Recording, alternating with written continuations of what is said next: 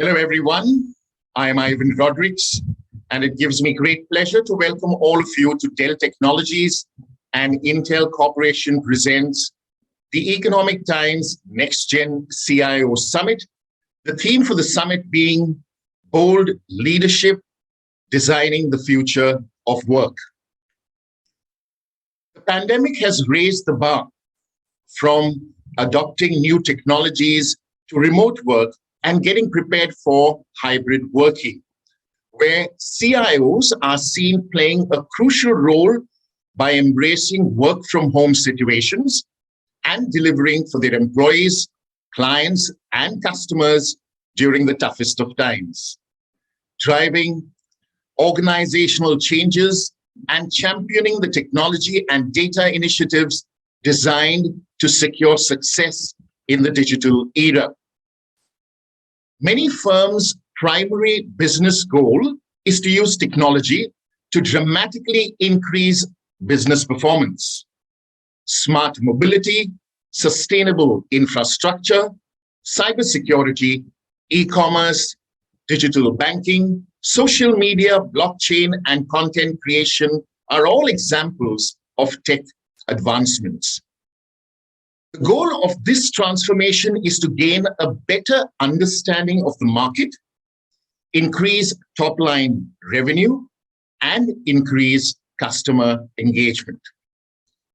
Customer behavior is changing and consumer expectations are rising to new heights as organizations increasingly rely on digital channels to make complex consumer interactions more engaging and transparent.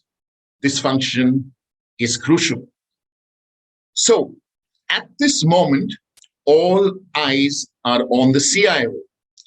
To be successful, digital transformation requires great leadership. CIOs are taking the initiative and leading from the front. They have a cluster of technological knowledge that helps them lead digital transformation in a company. Today's Economic Times NextGen CIO Summit presented by Dell Technologies and Intel Corporation and centered around the theme Bold Leadership, Designing the Future of Work will provide all of you with access to perspectives from some of the top IT leaders as they examine global practices and trends.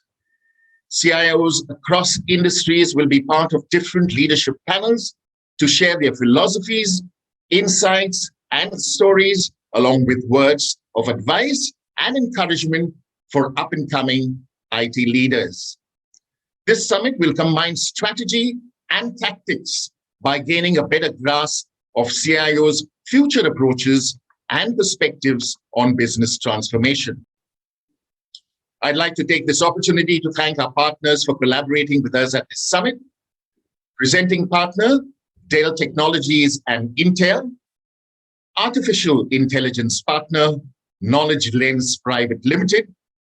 Cybersecurity partner, Process IT Global Private Limited.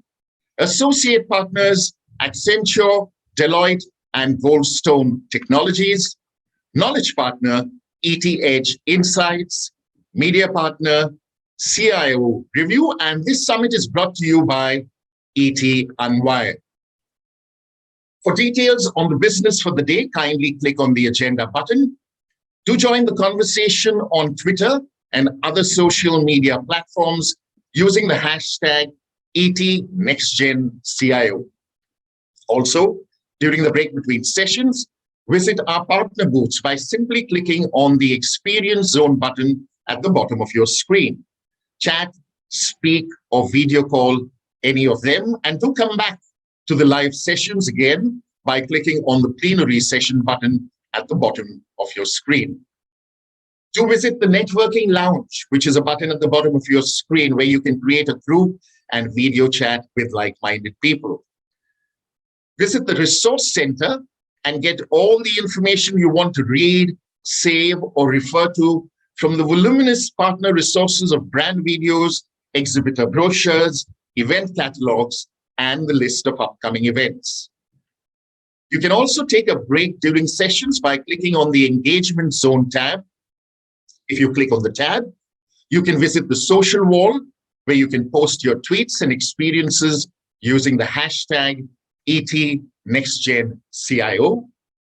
Click a selfie at the photo booth so you can preserve digital memories of your presence at this summit.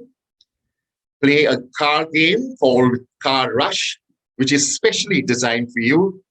And do visit the signature wall where you post positive comments about the speakers, panels, content of the summit, etc. Before you leave for the day, do download your digital certificate of participation by simply clicking on the digital certificate button at the bottom of your screen and save it to your desktop. And for an enhanced viewing experience, do click on the maximize or full screen button. On behalf of the Economic Times, I urge all of you to kindly network with each other and also with our partners and make the best use of this platform. Do stay tuned in, ladies and gentlemen. We will be back on the other side with the chief guest address.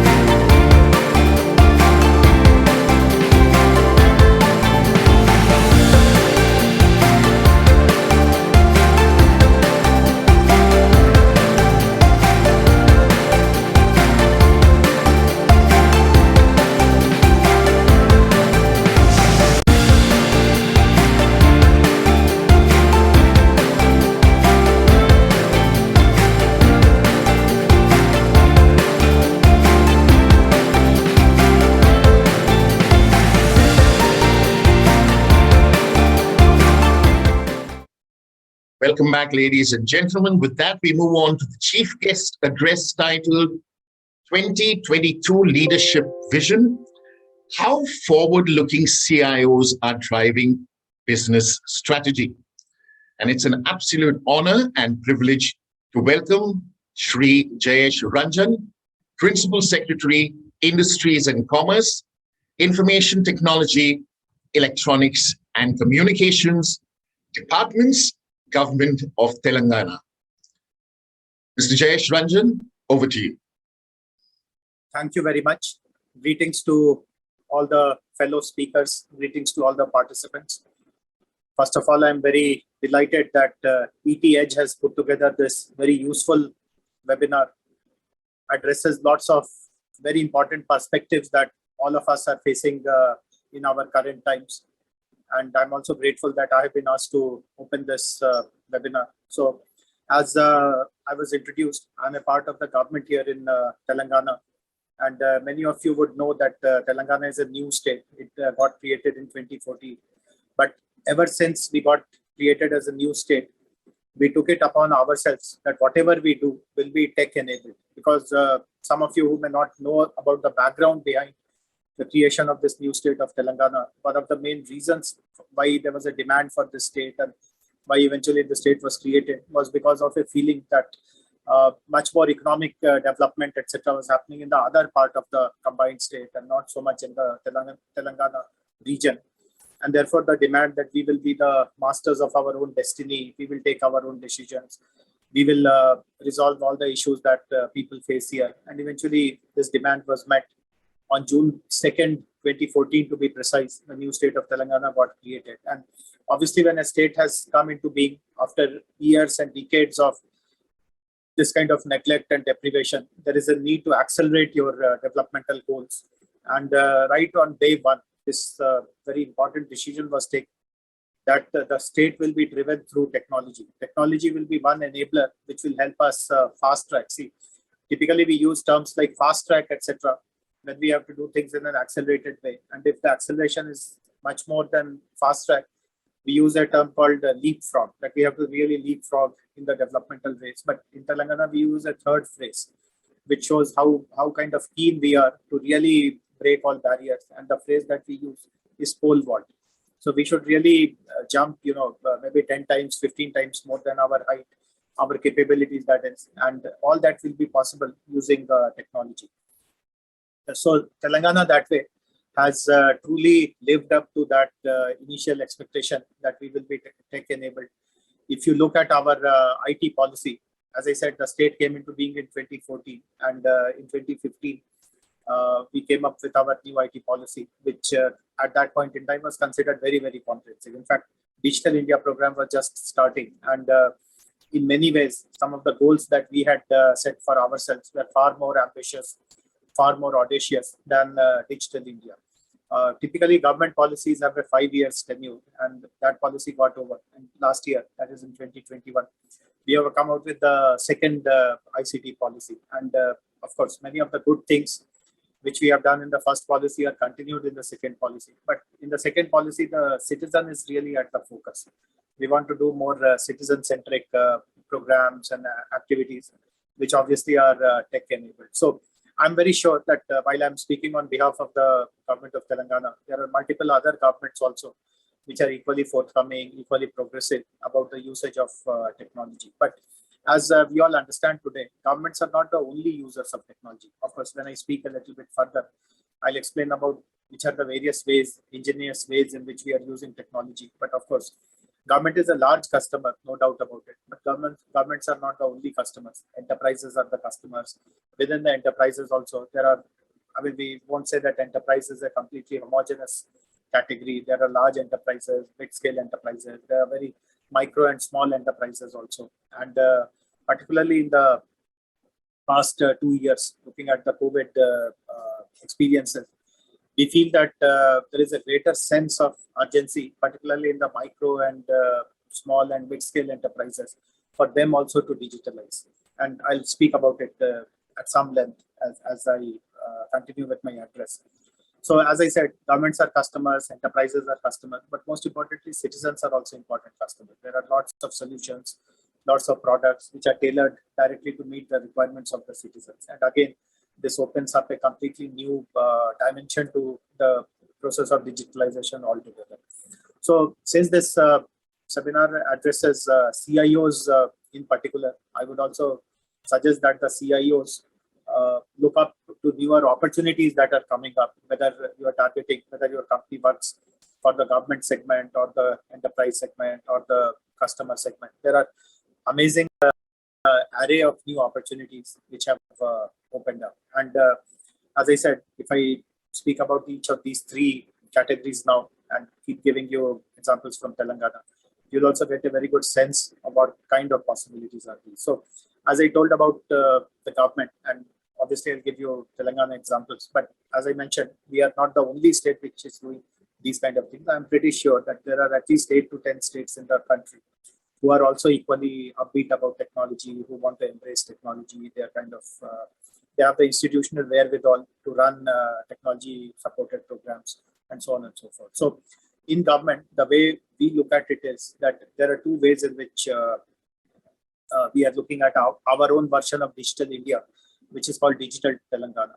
One is to ensure that all the government processes become digitalized. So as you know, there are multiple departments, multiple agencies within the government, and some of them have very strong legacy of not using technology. I mean, there is a tremendous amount of resistance to getting into a technology kind of a mode. But as I said, particularly the experiences of the last 2 years shows that this kind of resistance is weakening. So there are umpteen opportunities. In fact, there are some departments in Telangana government, for instance, where 100% of the internal processes, 100% of the way in which they reach out to their stakeholders have been automated, have been digitalized, and the department itself is reaping the benefits of this kind of digitalization. Their efficiencies have gone up. The ability to reach out their stakeholders has improved quite drastically, leading to positive sentiments, positive goodwill about the department, and so on and so forth. So the government work itself is humongous, and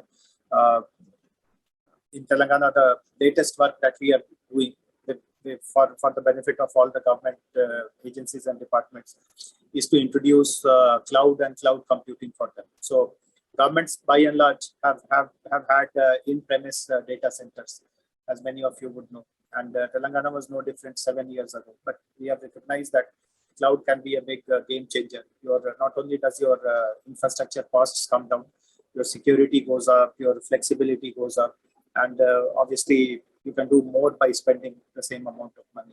So we have come out with a data center policy, we have come out with a cloud adoption policy, and that is one direction in which we are pushing all the government departments, and there's a reasonable amount of success in our endeavors. We are also a government which has created a separate wing to focus on emerging technologies. So emerging technologies is something which all of us are excited about. There are some amazing solutions which have been created using artificial intelligence, using blockchain, using IoT, and so on and so forth. So in Telangana, first of all, we have developed dedicated policies for each of these verticals. So there is a cybersecurity policy, there's an artificial intelligence framework, there's a blockchain policy, there is a drones framework, and so on and so forth. So every domain of new generation technology or emerging technology is covered in Telangana by explaining what our intent is in the form of a policy. And then we have, with the help in a partnership kind of a mode, we have introduced lots of solutions, lots of activities supported by these emerging technology, which are helping solve some of the important challenges which the government agencies face. So use of emerging technology again is something which is very exciting, and we have seen that there are many hitherto areas which we would have not even felt that they are amenable to technology. We have been able to crack it using emerging technologies. And again, just to give you a very, very recent example, unfortunately did not get too much of publicity, but in my opinion, what we did in Telangana just a few months ago is truly path-breaking. What we did was that we actually, in a live situation with reasonably large number of sample size, we were able to demonstrate remote voting or e-voting as it is called. So for many of us in India, remote voting is a kind of a fantasy, it's a pipe dream. Of course, many other countries, including some very advanced countries, don't have remote voting. They ask the voter to go to a polling station, a polling booth, and cast his or her vote. But there are other examples also. For example, a country like Estonia, where e-voting is the norm, and they have been very successful in rolling out e-voting. So in India, this is still at a discussion stage, but here in Telangana, we were able to showcase this e-voting possibility about a couple of months ago in a town close to Hyderabad, which is called Khammam. So in Khammam municipality, we actually conducted a mock election and showed how people can remain in their home, use their device, and do this remote voting. And two very important technologies which were used in that work. One was, of course, a very strong artificial intelligence algorithm for facial recognition, because voter has to be identified. And second was a blockchain-based application to secure the vote. See, eventually, the political party's concern will be that if someone votes remotely, someone can tamper, someone can hack, voting will be can be changed. And we were able to show that nothing of that kind is possible if you have a very strong blockchain foundation for that, securing that vote. So there are many other kind of examples also, but I just wanted to highlight a few very exciting work which is happening in Telangana. So as I told you, there are many opportunities within the government, and if you work for a company which has a product or a solution which is of relevance to the government, this is the best time to reach out. And many states have also brought out lots of reforms in the procurement process. So in Telangana, for example, if you are a homegrown company, if you are a company headquartered in Hyderabad, I can procure this solution bilaterally from you. There is no RFP, there is no bidding. So I spoke about e-voting just now. So both these two solutions, the AI-based solution and the blockchain-based solution, they were procured from vendors who are local to Hyderabad without any bidding or any competitive process, etc. I also mentioned that enterprises are equally big consumers of solutions, products, etc. But I want to highlight in particular the special requirements of small enterprises, micro enterprises, mid-scale enterprises. The large enterprises, of course, have a strong history and a good institutional mechanism to onboard technology solutions. But small industries, small enterprises, small businesses, so far we're away from the technology realm. And there was a belief that these guys will never come into the fold of technology because they're extremely old-fashioned, they're conservative, they're not very educated, etc. But again, I have now realized, now that 2 years of this pandemic have gone by, that most of these thoughts are just myths. There's no reality to it. And I'll again give you a Telangana example. So when the pandemic related lockdown first happened in March 2020, all of us would recall that for a few days, of course, everyone faced the inconvenience. But then, at least in, let us say, in the city of Hyderabad, e-commerce was permitted. All those e-commerce deliveries were allowed. So you can buy your groceries from essentials from, let us say, Big Basket or Amazon or wherever. But obviously, we all know that in a traditional city like Hyderabad, you also have neighborhood kirana stores. They are in existence for decades, for generations, and people have good, strong relations with them. And it felt very sad that they are not able to open, they are not able to do business. And as it is, they are small, and the inability to run their store for many days, weeks altogether, obviously creates a big hole in their pocket. So in Telangana, we made an attempt to convert these kirana stores into digital stores. And normally, no one will associate kirana stores as adopters of high tech or being very tech savvy, educated. Most of them are, very ordinary kind of humble kind of people without any great education, etc. But I can share this with you, and with lots of pride, that we were able to convert 1,000 kirana stores into digital stores. So we were able to create websites for them, put their digital inventory, create a payment gateway, manage their this entire transaction digitally, and they just had to engage one or two boys to deliver the stuff whenever an order was placed. So this is one example to show that there is a tremendous amount of hunger, and there's a recognition also amongst the small enterprises owners, small business owners, that there is a kind of a need to turn digital as quickly as possible. So that is again a big vertical where we need to focus our energy, and that really will ensure that the next generation of technology users also get onboarded. And finally, as I said, there is a tremendous opportunity amongst citizens also. And as a government, this is our biggest concern, that how should the citizens benefit from technology? Otherwise, the phenomena of digital divide that we all speak about, we all dread of, actually will become reality. In fact, it has become reality in many sense, but it is also possible to reverse it by ensuring that we start from the bottom of the pyramid. And again, in Telangana, as I told you, when we wrote our second IT policy, this was the focus, that we'll be extremely citizen-centric and we'll start from the bottom of the pyramid. So just to give an example, the largest number of livelihoods today in any state for that matter, any state in our country, is supported by agriculture. Large number of people are farmers, many of them are agriculture workers, and in some way or the other, there's a dependency on the agriculture sector. But again, agriculture sector has lots of gaps, lots of inefficiencies, because of which the producers are not able to reap the maximum benefits. And therefore, we have started a whole range of tech-enabled programs covering the entire chain of agriculture activities, in which we are providing tech solutions which are affordable, which are easy to use, and a simple farmer himself or herself can use it. So there are many such opportunities. Education is one, health is another, skilling is another, mobility. So many areas are there where we can directly benefit the citizens by introducing easy, affordable, simple to use technology. So I guess this is the way the coming, in my opinion, the coming decade or so is going to shape up, is going to look like. We all need to be very clear on what are the opportunities which are coming our way, in which way can we meet that opportunity, how do we partner, how do you kind of tailor our product or solution, which really will meet the needs very, very precisely. And I do hope that throughout the seminar, you will be hearing many other speakers also who will be giving you their perspectives, their experiences.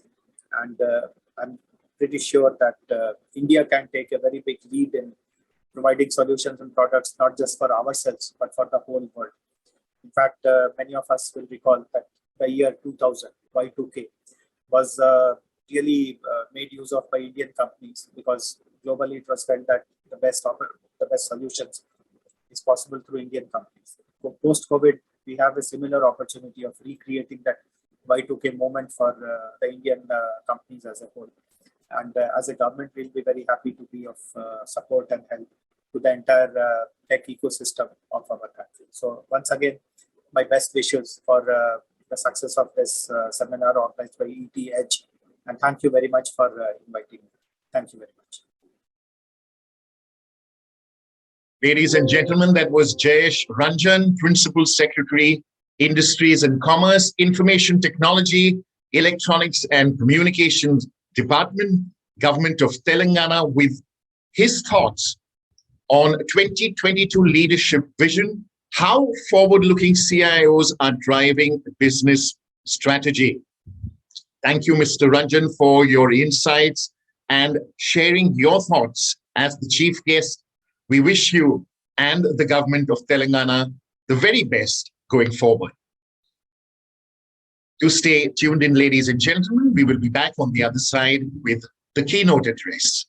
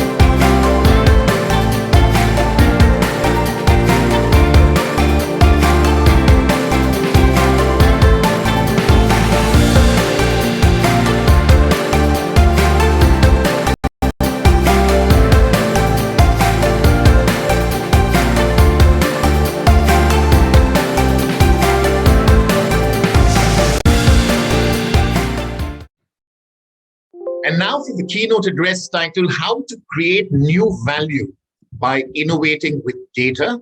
It's an absolute honor and privilege for me to welcome and introduce Srinivas Rao Lingamneni, Senior Director, Systems Engineering at Dell Technologies.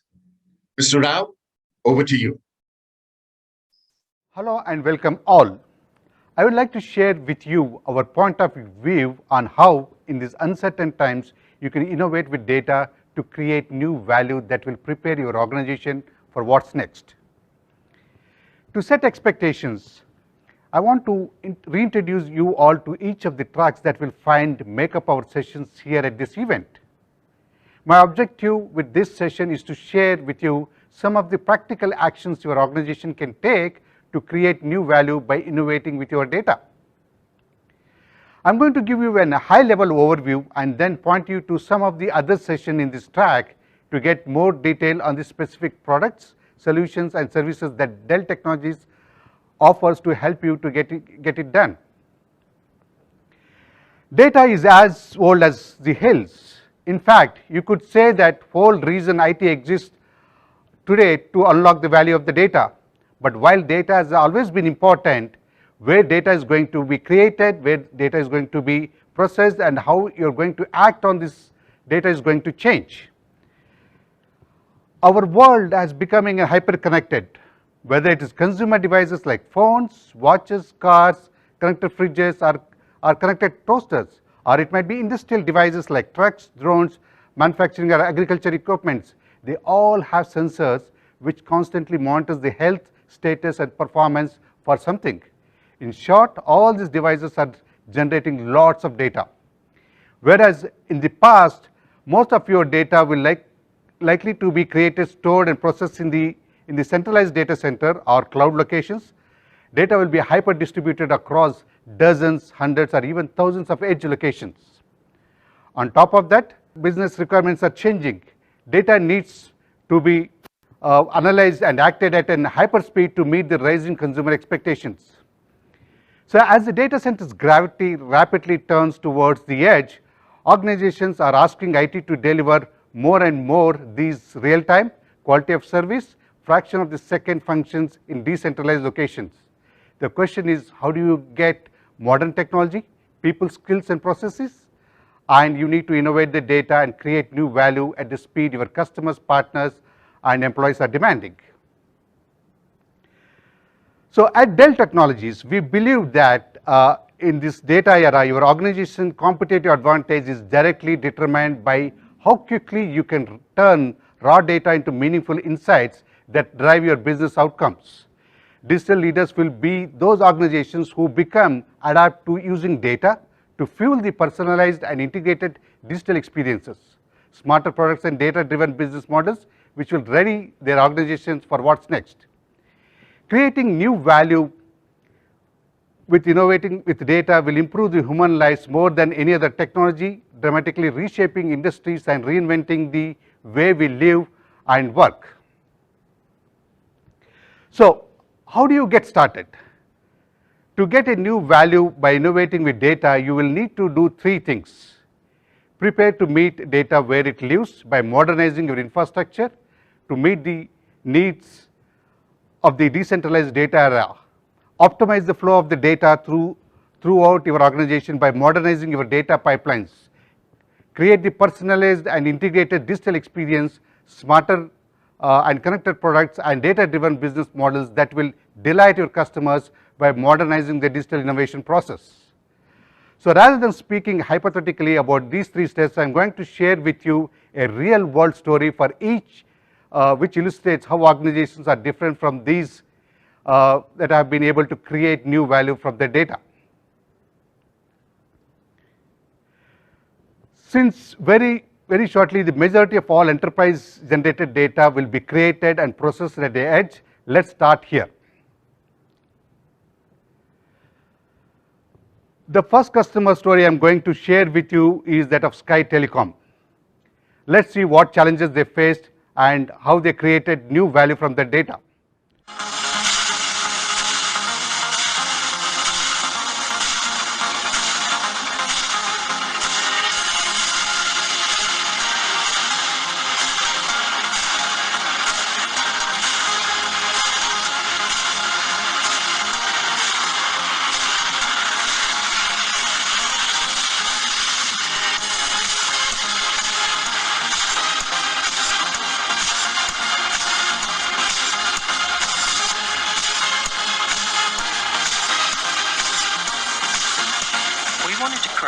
A platform for customers to check the health of their broadband service, something that would let them check the speed of the service to their home and help them solve problems with Wi-Fi in their home, particularly with all the devices that we use nowadays. Something that was scalable, intelligent, and would only take 5 clicks to fix.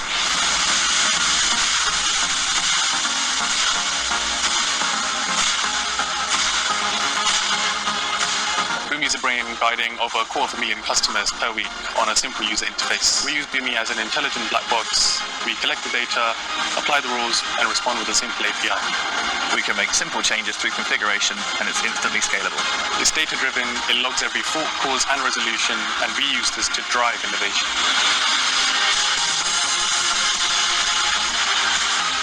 We're really pleased with the results so far since building this application. 69% of our customers now start their journey online. This has seen an improvement in satisfaction and a reduction in repeat faults, saving the company over £6 million. We love Feature Assurance. It's really simple to fix customer problems.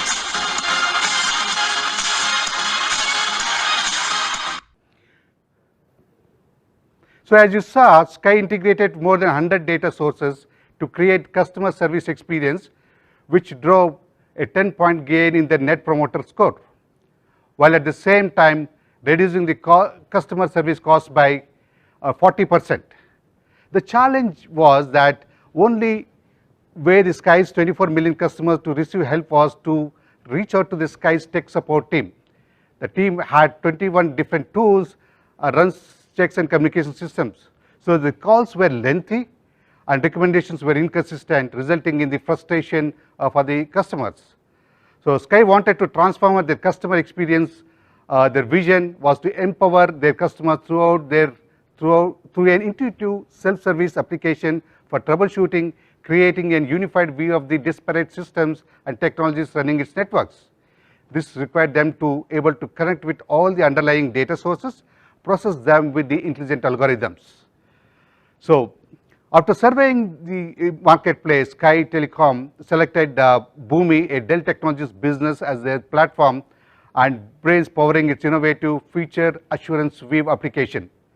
So Boomi collects live data from 100 endpoints, which integrates with most of the business applications and the customer equipment as well. Then it applies the configurable business rules and logic and response through the simple API. Sky customers are presented with the recommendation on how to solve their issues.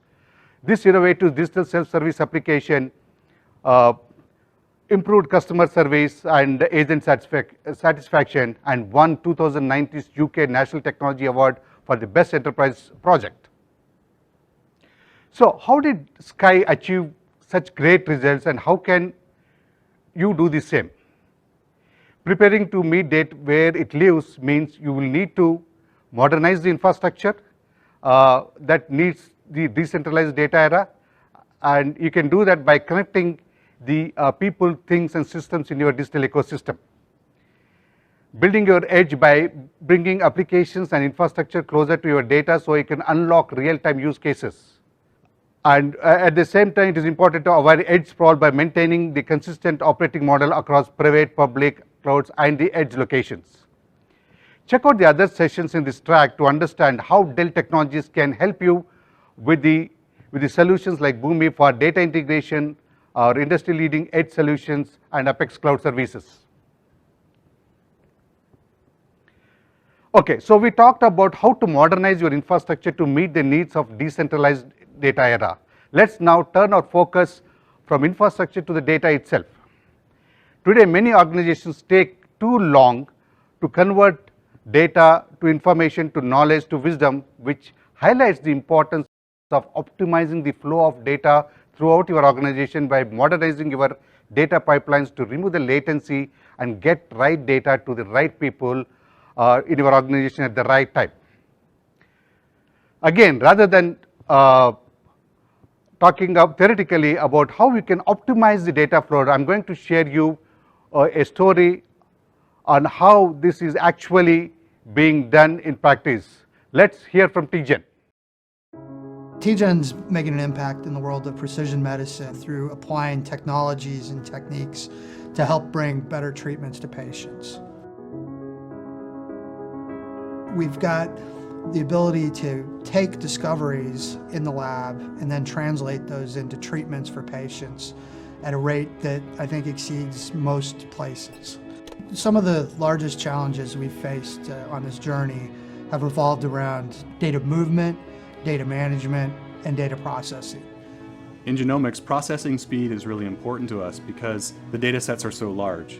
It's really hard to actually conceptualize how much data that is. If you typed out the human genome letter by letter and printed it off on standard size paper, it's almost 300 feet tall, about the size of the Statue of Liberty. And that presents a real analytical challenge. Our data analytics strategy today is around building intelligence systems that will be friendly for bringing in things like machine learning and artificial intelligence to actually do baseline interrogation of the data so that then humans can come in and do the finer analytics. The quicker we can get to the bottom of that data using the Dell Technologies high-performance computing approach that we have here at TGen, the better it is for the families, the better it is for the researchers. Dell Technologies has really enabled TGen to go into this journey of digital transformation. They really understand that the point of technology is to have impact, and going through digital transformation is absolutely an essential piece of that. Having a partnership with Dell Technologies has been a cornerstone to a lot of the work that we've done and has really enabled TGen to stay ahead of the pack and to be a leader in precision medicine. As you saw, TGen slashed the time it takes to map the 200 billion data points in the patient's genome from 2 weeks down to just 8 hours. This dramatic improvement allows TGen scientists and physicians to accelerate data analysis and offer personalized treatment in more timely manner, offering new hope to patients and other families. So how did TGen achieve such a great results, and how can you achieve similar outcomes? To optimize the flow of data throughout your organization, you will need to modernize data pipelines to get right data to right people at the right time. To do that, you will have to master the life cycle of your data from cradle to grave. Take your organization decision make beyond human scale using the artificial intelligence, and transforming security from being an inhibitor of innovation to an accelerator. Check out some of the other sessions on this track to learn more about how Dell Technologies can help you with each of these areas. Look out for modern data management, ready solutions to help you accelerate AI adoption and our intrinsic security strategy. So I've talked about the need to prepare to meet data where it lives by modernizing your infrastructure, and the need to optimize the flow of data throughout your organization by modernizing your data pipeline. So in this final section, I'm going to talk about how to use the insights generated from all your data to create personalized integrated experience, smarter and connected products, and data-driven business models that your customer talk about. Just like before, rather than talking in theoretical terms, I'm going to share with you a real-life customer story. O banco, o Bradesco, ele é conhecido como o banco do brasileiro. É aquele banco que abraça todos os públicos e todas as gerações. Nós começamos a olhar esse movimento de transformação de bancos digitais, muito difundido principalmente na Europa e na Ásia. E olhando para o mercado doméstico, olhando para o mercado do Brasil, onde você tem 58 milhões de jovens entre 18 e 35 anos, que são early adopters, que gostam de tecnologia, que fazem do uso do celular o seu cotidiano, nós observamos uma oportunidade de um banco com 76 anos de história na indústria financeira poder prover um banco digital a partir desses insumos que começa a ser pensado, desenhado, idealizado e desenvolvido no Next. Para que você pudesse construir um banco digital em 18 meses, uma das premissas importantes era que você tivesse parceiros que pudessem, de fato, te ajudar a acelerar todo esse movimento. A Dell Technologies, ela exerceu um papel preponderante em todo o ciclo do Next. Mais do que simplesmente prover a solução, teve todo um trabalho imersivo, todo um trabalho de diagnóstico, de entendimento de quais eram os objetivos para que fosse pensada a melhor arquitetura, a arquitetura ideal, para que fosse pensada as melhores soluções e a partir daí a gente poder iniciar todo o ciclo de desenho, construção e implementação. O Next, ele foi todo pensado para ser uma plataforma 100% digital. Todo o processo de adesão ele já ocorre 100% digital. Ele não foi pensado a partir do conceito de produto, ele foi pensado a partir do conceito de jornada. As pessoas têm jornadas na sua vida, né? Você tem objetivos, você tem desejos, você planeja muita coisa que você vai fazer. Então, tudo isso se traduz através de jornadas. É muito comum você ver as pessoas quererem investir, quererem guardar dinheiro, mas também, por outro lado, não ter uma disciplina financeira que permita isso. Então, através de um conjunto de soluções, de algoritmos, de inteligência, de identificar o momento de vida de cada cliente, o Next ele traz esse papel de ajudar a te orientar financeiramente para que você possa de fato conquistar os seus objetivos. A gente tem na nossa missão muito definida essa coisa de o cliente estar no centro da relação como um todo e a gente ajudar ele a fazer acontecer as suas conquistas, a fazer acontecer os seus sonhos, a fazer acontecer os seus objetivos. Então, nós queremos, mais do que ser um banco digital, ser um banco que é amigo do cliente verdadeiramente.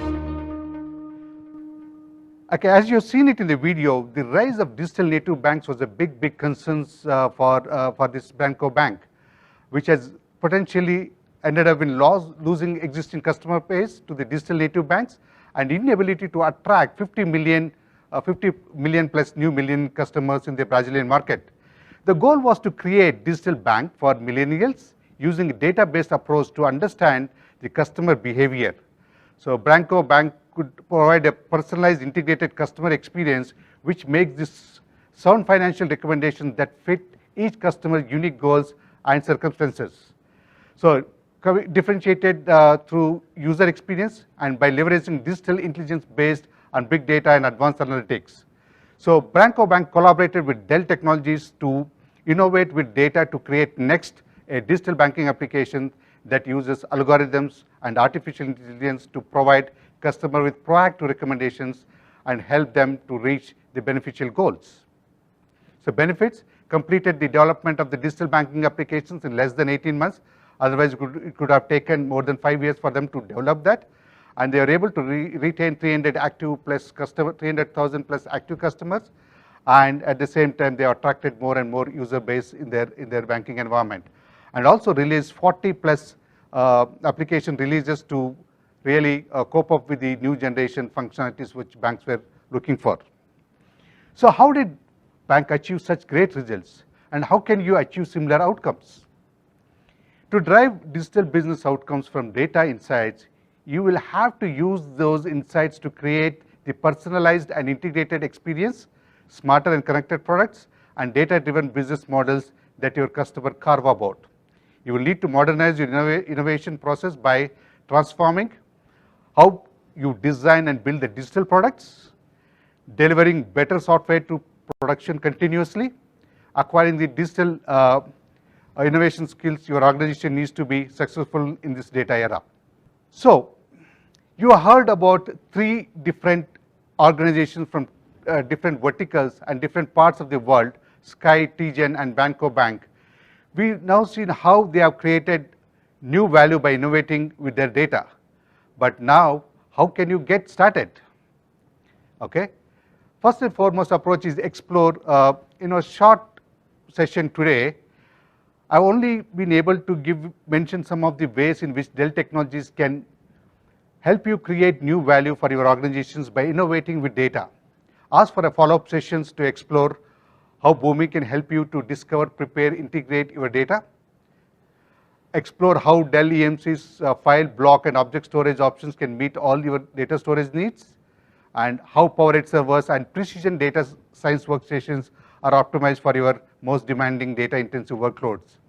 And moreover, how can you protect your most valuable asset, data, with our industry-leading data protection capabilities? Explore how we can accelerate adoption of your AI with our ready solutions, and or how our Tango platform can help you to create modern software which acts on the digital experiences, more personal, your products, and smarter solutions as well.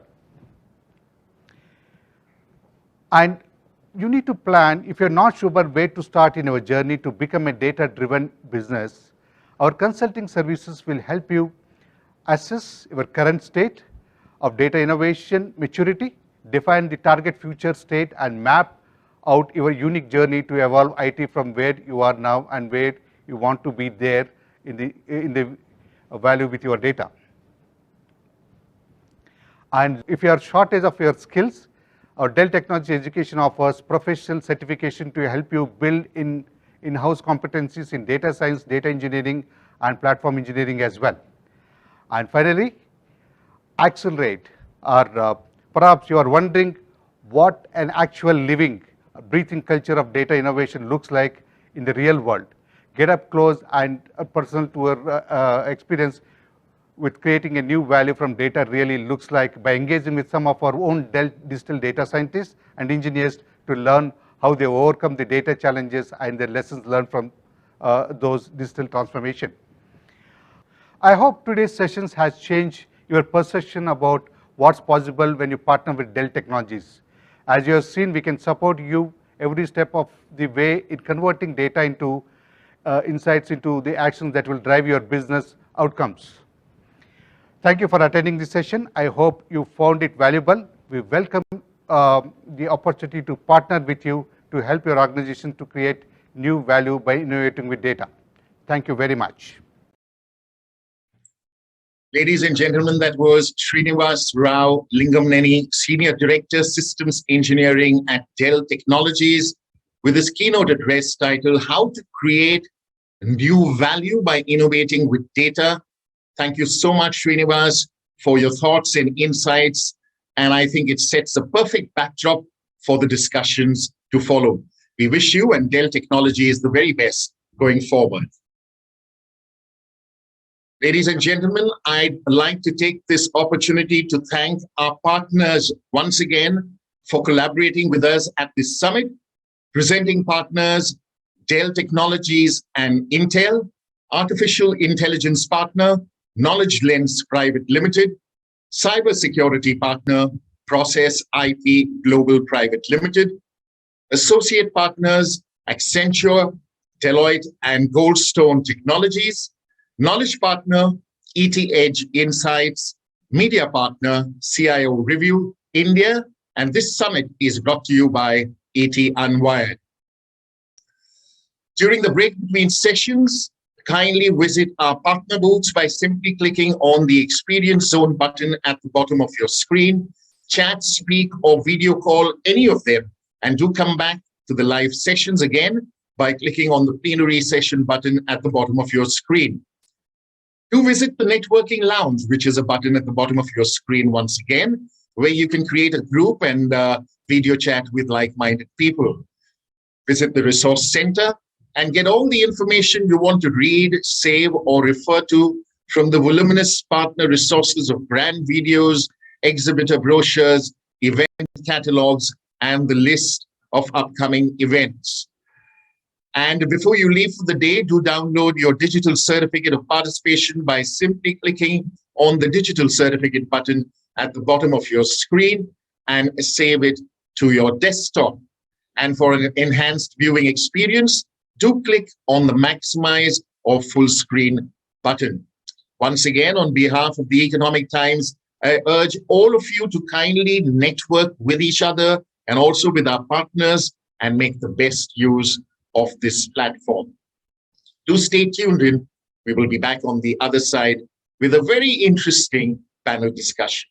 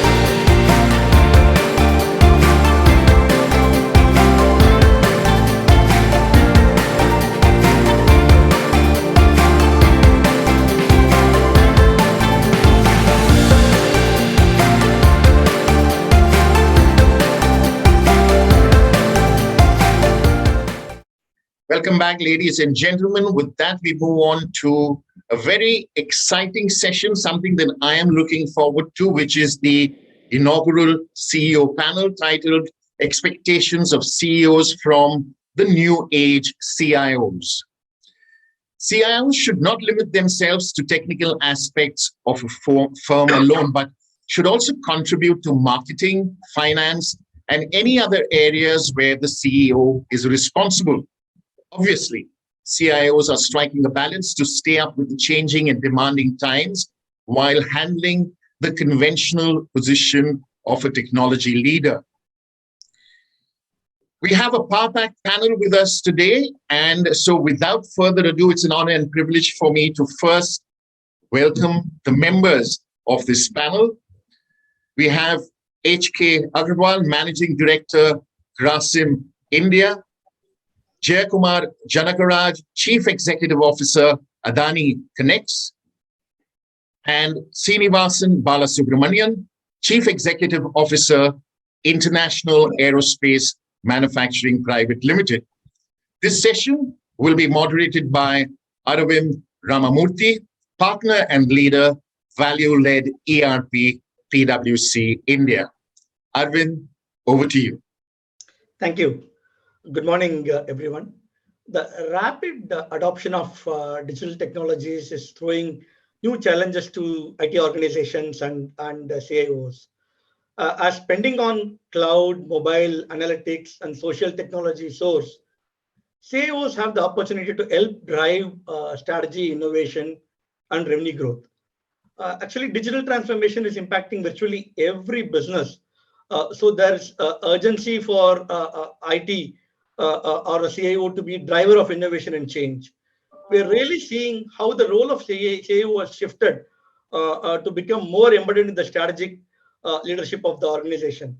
So who best than these leaders in this panel who have been in the forefront of driving digital transformation in their respective enterprises to to share their wisdom and give their perspectives on this.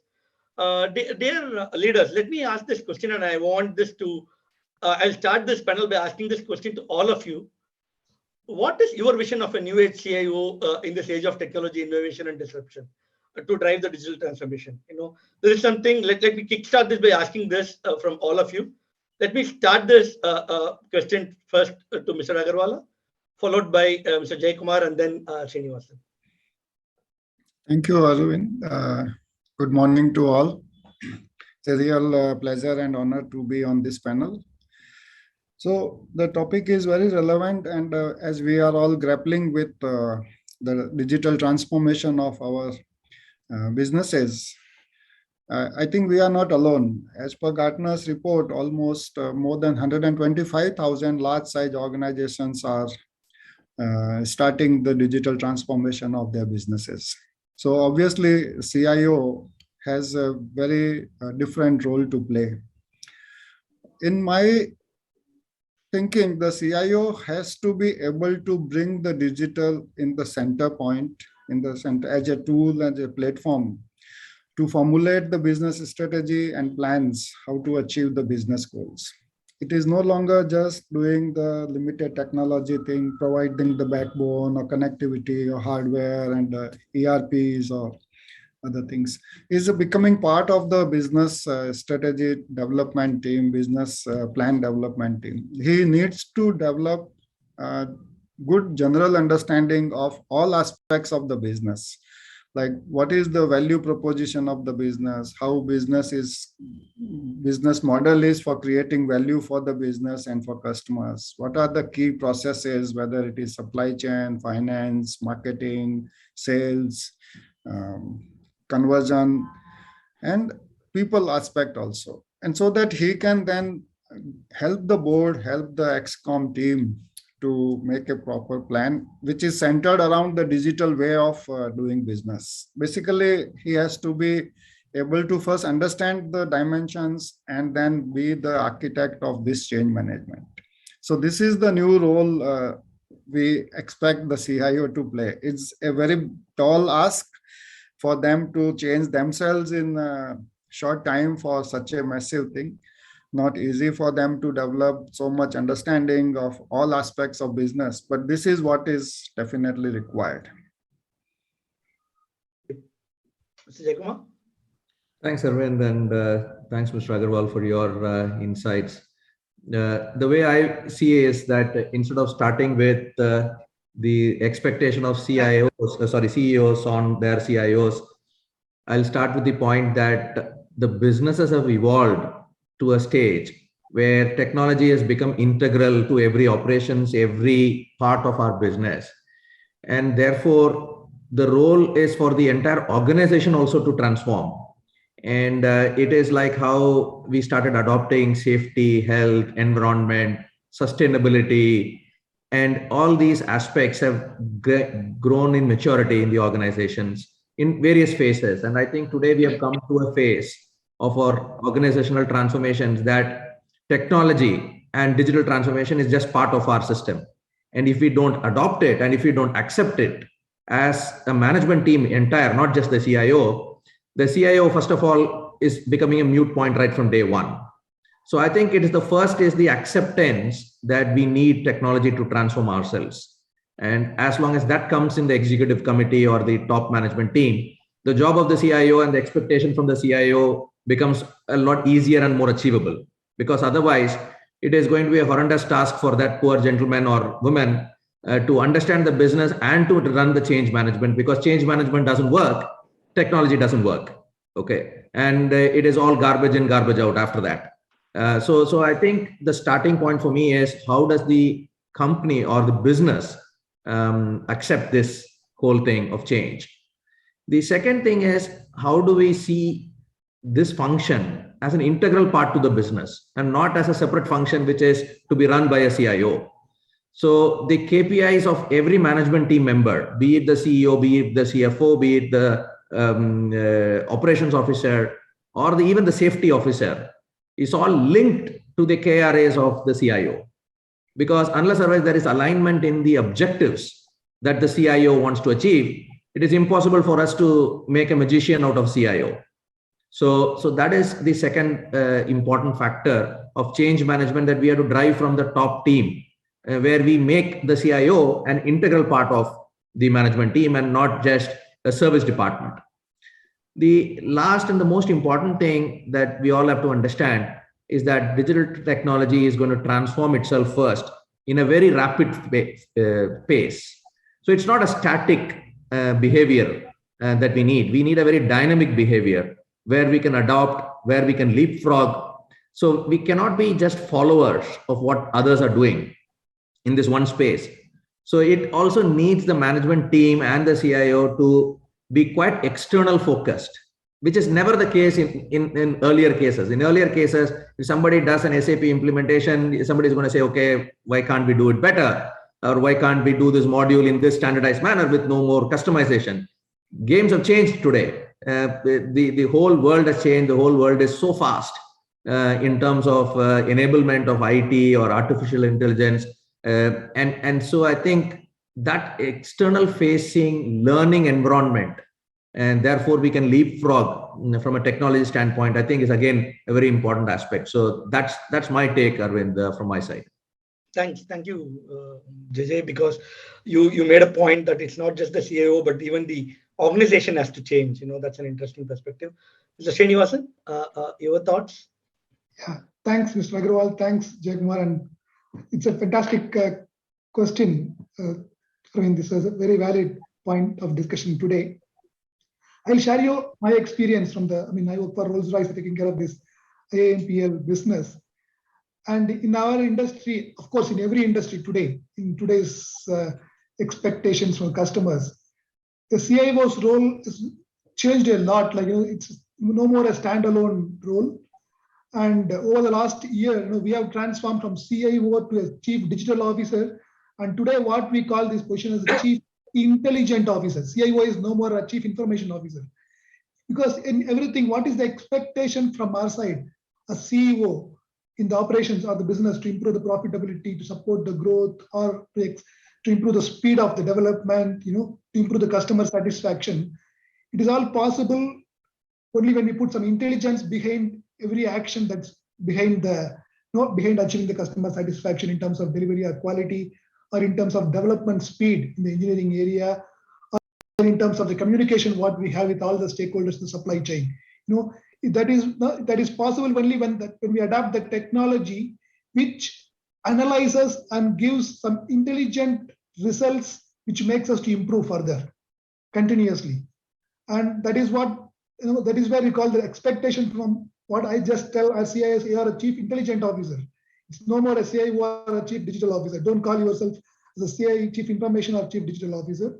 And the expectations are very clear. And this CIO has to be connected with the expectations of the business, starting from understanding what the customer expects from us and how to be competitive in our business. He has to be an integral part of the strategy and passionate about achieving results in terms of providing the back-end support, whatever is required for running the business effectively and efficiently. So there are success stories in our own businesses, what we have done using technology over the last few years in terms of adopting artificial intelligence tools to drive our zero defect improvements in our quality area. And of course, needless to say that it has got a big impact in driving the delivery improvements. And also in terms of in a VUCA world, like last 2 years, the pandemic has driven us to highest level of innovation. I should say that that is where we started using technology instead of to balance between the availability of people and supporting customers. There were times like people could not physically manage the situation, but instead we use technology to manage the situation in a better way. Probably today you are thinking that has forced us to think that why not we do this in something further better and provide a better satisfaction level to our business. So that is where we are today, and I will stop at this. And then CIOs are, for me, our expectation is they have to add intelligence to our business. Thank you, Srinivas. That was a really interesting perspective. Mr. Agarwal, let me come to you with this question. You had touched upon this, but I would like you to expand on this. Beyond technology, what are some of the new leadership traits and key skills that the CEOs should focus on in this new digital age? Could be industry strategy, industry experience, strategic thinking, could be anything, but want to hear your perspective on what are the new leadership traits or new skills that they should focus on and develop. Mr. Agarwal? Yeah, sorry. Yeah. So as I said earlier, CIO in his new expectations from the board, from the senior people, has to develop a lot more understanding about the whole business. So he cannot remain only the expert or specialist in technology or IT or that side alone. He will have to develop. So there is a lot of scope for them to get into the different aspects of business. Then he will have to start understanding the pain points or the opportunities for improvement, where the business can become better, more competitive, more efficient, better quality, more safety, all these things. So unless he understands the different dimensions of different aspects of business, he will not be able to think on his own and then suggest the right solutions. He has to be strategic, he has to be courageous, he has to be collaborative, because he will be stepping on perhaps toes of some other people who might be protecting or feeling insecure with all these new things coming. He will have to display a lot of influencing skills. Even to the senior management team, he will have to convince them about the good schemes or the outcome. And above all, he will have to be very tactful and execution oriented and result oriented. Ultimately, at the end of the day, he has to own the outcomes. So these are some of the things which a new effective CEO will have to display or master. Perfect. We are expecting somebody like expecting a lot. Expecting a lot. Let me come back to Jay Kumar. Mr. Agarwal spoke about the outcomes, and I have had the privilege of working with you and how passionate you are in driving the outcomes. So as a CEO, when you are reviewing IT transformation proposals or a budget, do you expect the business outcome to be tied to each initiative? What role do you envisage a CIO to play in tracking and maximizing the value produced by major technology investments, or an ROI on each of the investments, and committing to tangible outcomes, Mr. Jaykumar? Yeah. So Arvind, that's a fabulous point, because I think in every investment we want a return. The only aspect that we'll have to understand, first of all, as a CEO and as management team, is that every return is not directly in monetary terms when it comes to certain aspects of investment. And I think this is very important to understand. The technology transformation and the digital transformation age that we are in right now, there are certain directly tangible projects that every company will do, which will have business tangible results, which is going to be driven from the business side. It's not going to be a project that is initiated by the CEO. It's a project that is initiated by the business, because it is going to reduce their cost of poor quality. It is going to increase productivity. It is going to reduce waste. And literally, if you see what technology has done today, technology has democratized so many aspects of business in the value chain that the cost has just come down. And that is something was never ever imagined before.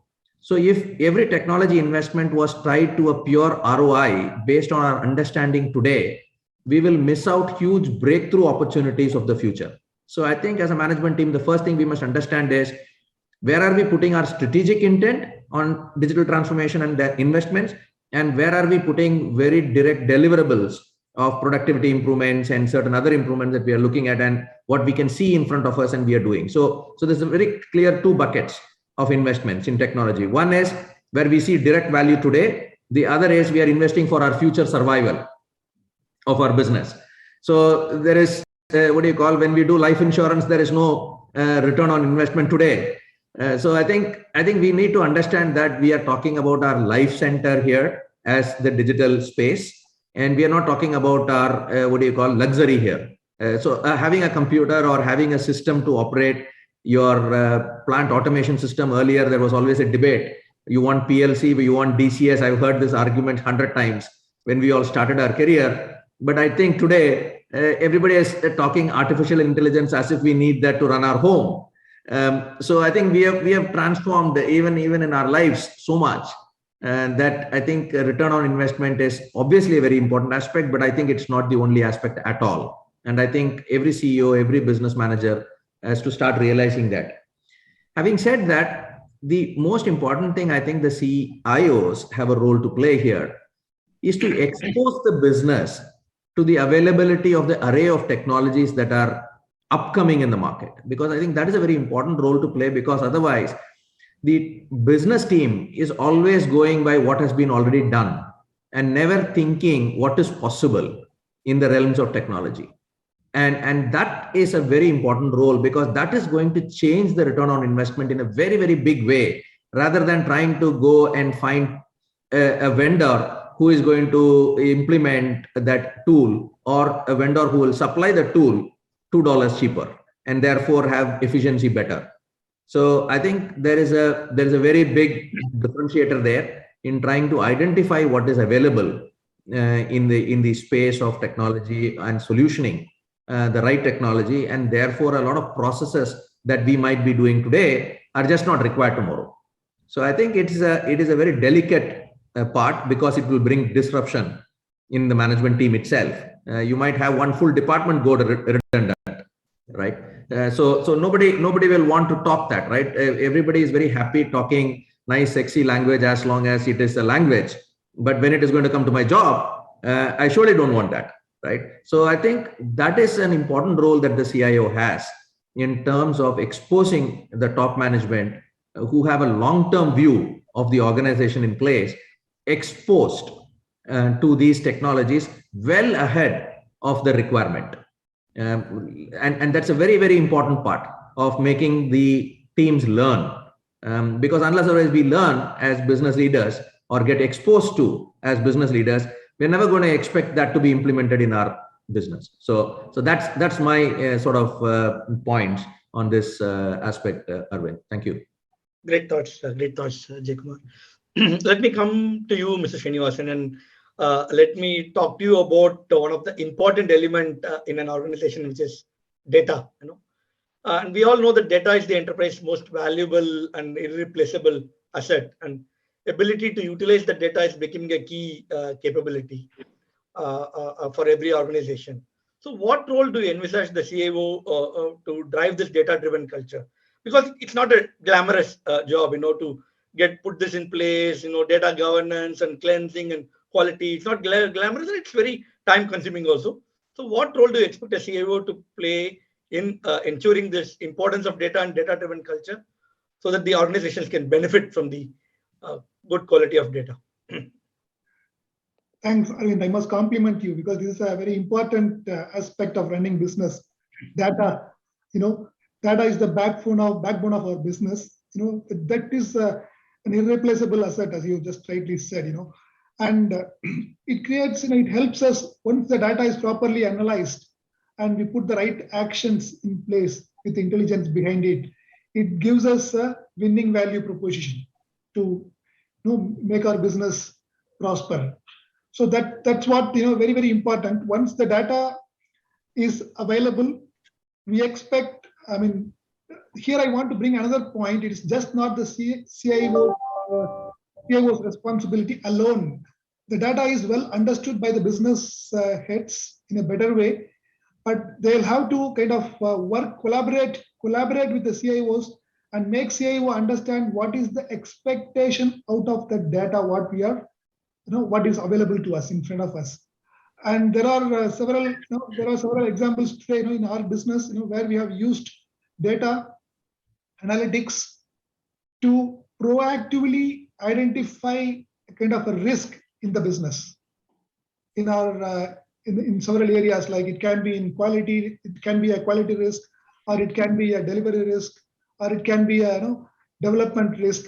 So we were able to identify that proactively. And not only that, not identifying proactively is just not the important thing. What is that we are doing further with after identification? That's the most important thing. That's where the collaboration of the business leaders along with the CIOs is very, very important. Picking up this data analysis and identifying the signals of how an opportunity is available for the business to move the pace of the expectation faster. That is where the CIOs will come with the technology. They'll have to come with a solution. So if this is what is the signal, how do we use the signal to either eliminate the risk from the business or provide an opportunity to business to achieve the goal faster?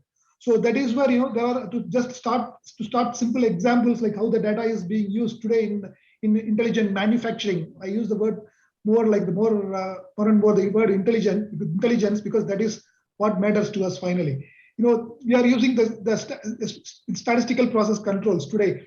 If there is a machine which is producing parts, hundreds of pieces, and there has to be we have an online statistical process control tool available, which tells us what is the kind of a sigma the quality levels are available coming to us. The parts are being produced.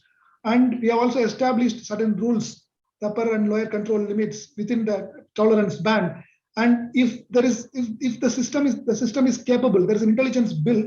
Like if there is something which is going out of spec, the system tells us like this is going to create some kind of a problem in the next to third stage or fourth stage based on the teaching that is already done to the system with the artificial intelligence tool.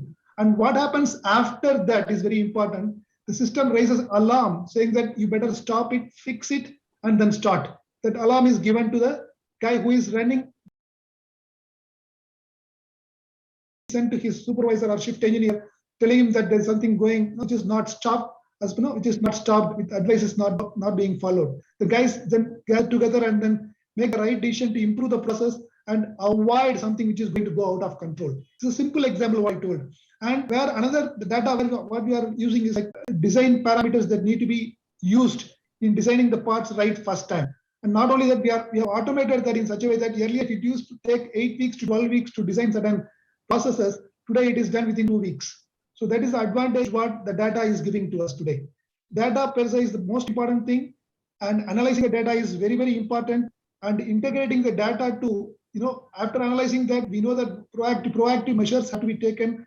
And there is always, I keep telling our guys, like, knowing is different from doing. So knowing all these things is okay, but what are you doing about it? That is very, very important. So that is where we are just trying to automate some of the decision parameters using the latest technology and implementing that at the point of use. And that is where I just expect the CIOs to understand this passionately.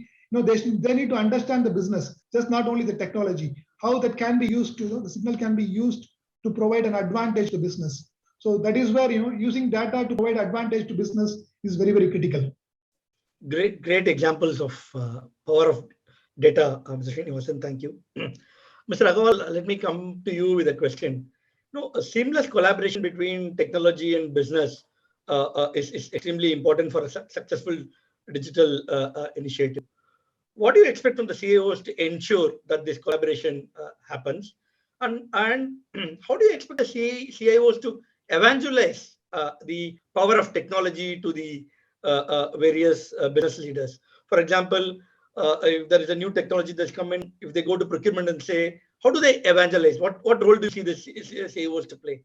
So it's a two-part question. One is collaboration between business and technology. What role should the CIO play? And how should they evangelize the technology to improve adoption?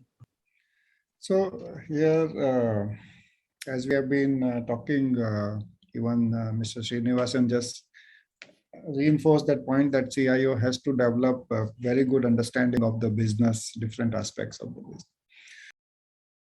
There will be a lot of anxiety, there will be a lot of apprehensions and skepticism. So first he has to have a plan and convince the people that whatever solutions are being worked out will definitely work, and develop a confidence in the business teams that this will deliver a better result, better outcome. That confidence is very important. Otherwise, there will be a lot of issues on adoption and skepticism and the success of the solutions. He also will have to make people comfortable by training or whatever other means to use those things in the right way. Otherwise, the good solutions can also be ineffective if not used properly.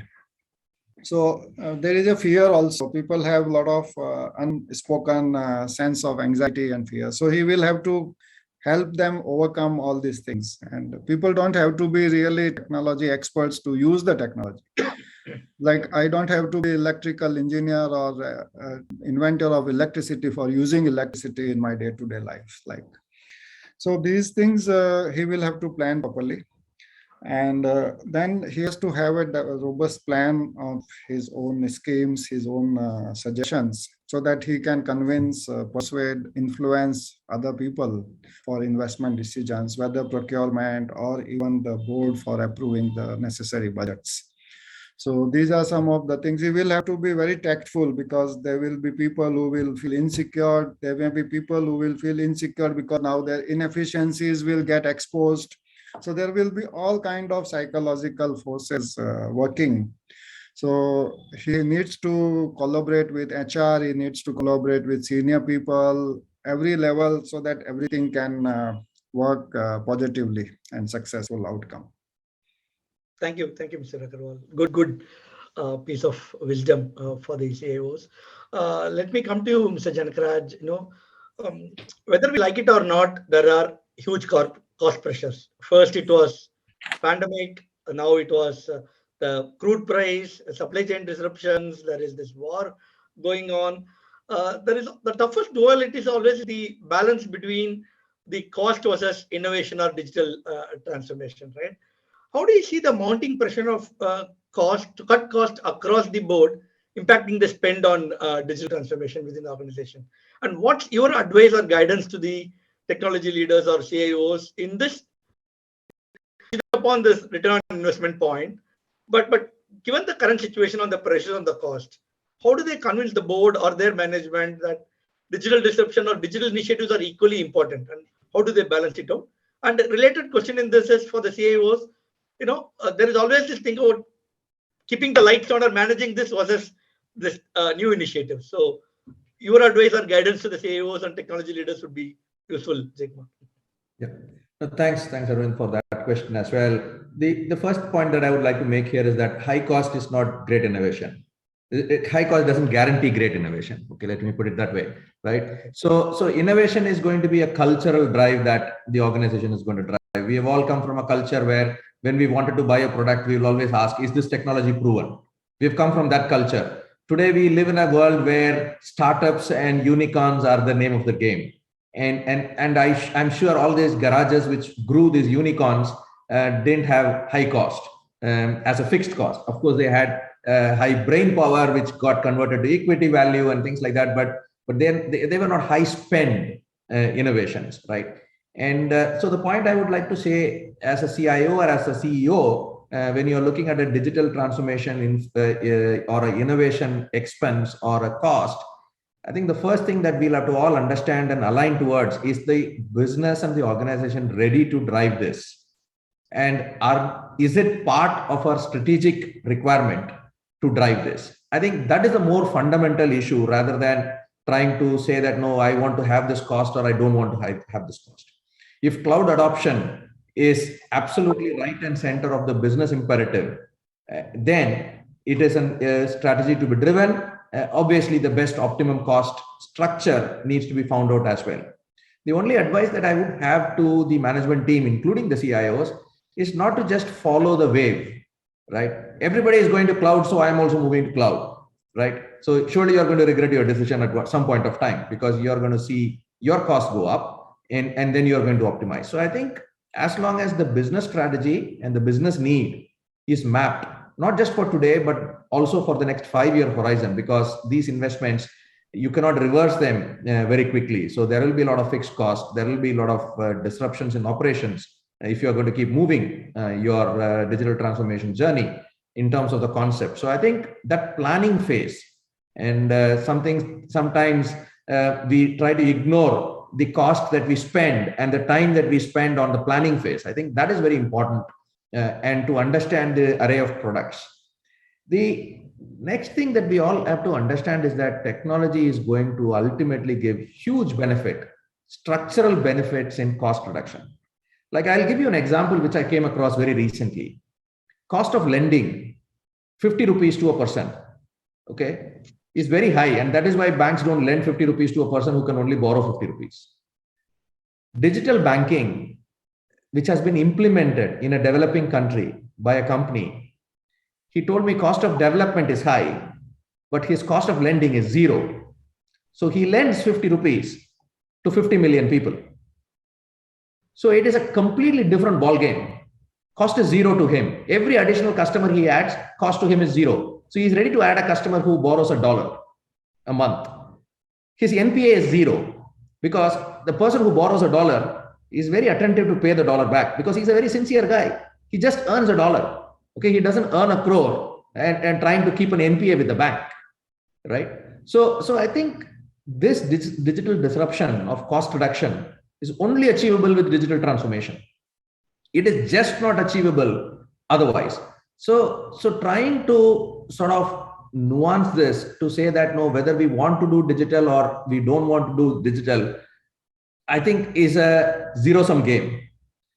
What digital technology to adopt which will comply and convert my business objectives to superlative results is the right discussion to have. And therefore, training the team, exposing the team, running change management upfront and not change management while implementing or after implementing technology, I think are more important tools. For conversion. I would say the digital conversion of the management team is more important than the actual digital implementation of the tool, because it's the management that will make it fail and not the tool that will fail. Because we hear horror stories, right, of digital transformations going wrong in large corporates, in large public sector companies, in India and in abroad. So there's no exception. Like I've heard of horror stories in Australia on health systems, where companies have implemented and companies have been blacklisted, who are tier 1 implementers. The reason is not just the tool or the people who implemented it. It is the whole ecosystem of change management of leadership. So, and that is where the biggest chunk of cost is going to go because leaders are expensive change management, if not done properly, re-implementation is just disastrous in terms of cost lost and opportunity lost is going to be much more. So I would always say that it's a business alignment, business goal, and business drive that's going to make the most returns for any technology investment. Great thoughts, Jaykumar. Don't do anything because others are doing it, but do if it is really relevant for you. Okay, so let me wrap it up by asking one final question, which is now the latest trend that is catching up in India, and I want the thought of all the panelists on this one. And there are no right or wrong answers to this. So there is this thought going on that we need to have a chief digital officer in addition to a CIO. And the thought is that two heads is better than one. The field of technology has become too diverse and fast changing. So maybe two roles is better than one. And what are your thoughts on this? Do you see these two roles converging? This is something that's catching up and a burning question in everybody's mind. So I'd request Srinivasan to come in first, followed by Mr. Agarwal, and then Mr. Jaykumar on this. Yeah, thanks, Arvind. Again, another relevant question to today's situation. There's always a kind of thought and discussion happening every now and then. So to just share with you, like we are thinking about making it as one, of course, but one is going to be a subset of the other one, like the chief digital officer, or I call it the chief intelligence officer is something which we are trying to think, wherein the chief digital or the information, it's going to be a part of that. Having said that, I just want to know what we are propagating is like quality, like safety is everybody's business. It's like everyone's business in an organization. Similar to that, the digital aspects, everyone should think about what is the digital improvement. Every business head or every engineer or every employee in an organization should start thinking like how can they adapt digital to improve the efficiency, and come with a thought process and then provide their input to the functional leaders who can sum it up and take it up with the CEO and CIO or the chief digital officer or the chief intelligence officer, so whatever it is, and drive it. So the bottom up approach is also required. It's just not the top down approach from the chief CIOs or CD or whatever CDOs. It's very, very important. Having said that, another top-down approach, what is required, the CEOs also should remember that they're also having the responsibility of digitizing the company. It's just not that has to be left to the chief digital officer or the chief intelligence officer. So it's a combination of, everybody should pick up this responsibility. And to answer to your question, yeah, it is going, so our preference is like, to make it as one, but ensure that, the message across the organizations is that it is not one individual's job, it is everybody's business, but we'll have to take advantage of this because it is just not a standalone function. It is, the digitization is going to provide a kind of USP to our business. That is going to create a compelling it's going to create a compelling advantage to our customers. That's the reason, there should be a reason why customers should be coming to you. That can be through digital. That there is no second thoughts on that today. So having said that, yeah, to answer to your question, yeah, our preference is to have it as one to avoid a kind of complications. Thank you. Mr. Agarwal?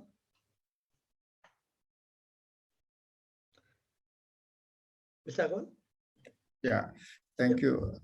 I tend to agree with Mr. Srinivasan's view. And I would like to add on that as we expand the role of chief intelligence officer or chief digital officer or chief information officer, whatever name, the role is expanded in a very big way, very significant way. So now whether the existing person can transform himself first to take the new role, every organization will have to evaluate.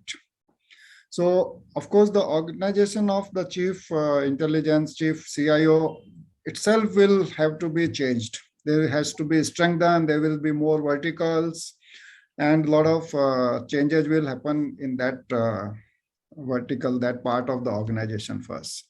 So who is the right person? We need to bring the right competence. We need to bring the right skill sets. So existing skill sets are definitely not adequate. That there is no doubt or difference in that. So each organization has its own ecosystem. Each CEO has its own way of thinking. So there is no right or wrong answer on this thing. Whatever will work best is the right thing for that thing.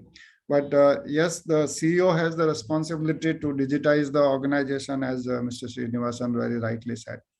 And whether we have one, we have two, we roll over. So organization has to be strengthened with the right skill sets. And whichever way it works for each organization is the right way. I will leave it at that, rather than prescribing any particular model for everyone. Yeah. Thank you. Mr. Jaikumar, any different thoughts to make it more interesting? No, the thought that I have is an extension. The job description has changed. The deliverables have changed. The landscape has changed, right? So reframing the designation as a chief digital officer is appropriate, right? Because the world has changed. The kids born are born on a digital age. So if you don't have a chief digital officer in your office, attracting new talent also is going to be a problem for you, correct? So I think we'll have to accept those norms of the, world in which we live, and therefore adopt new names. That's absolutely the transformation needed in an organization also. Whether you have one person or whether you have two persons parallel is again literally depending on skill sets, key deliverables, and what is the organizational priorities at the time. And every business is different. There is no way in the world we can standardize these things. The fundamental point here is that there is upskilling required in people first.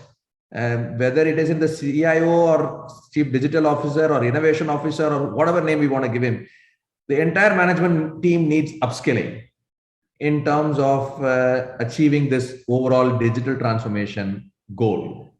So I think that's the fundamental aspect that all of us have to realize, that all of us as CEOs, as leaders, need exposure. All of us as CEOs need immersion. All of us need to understand the world has changed already. Okay, if we had activism on digitization, I think we would do better, because I think with the activism we have done better on climate change. So I think it is just that. What is that activism we have within the organization, that there is that push and pull for digital transformation is going to make that human being more successful.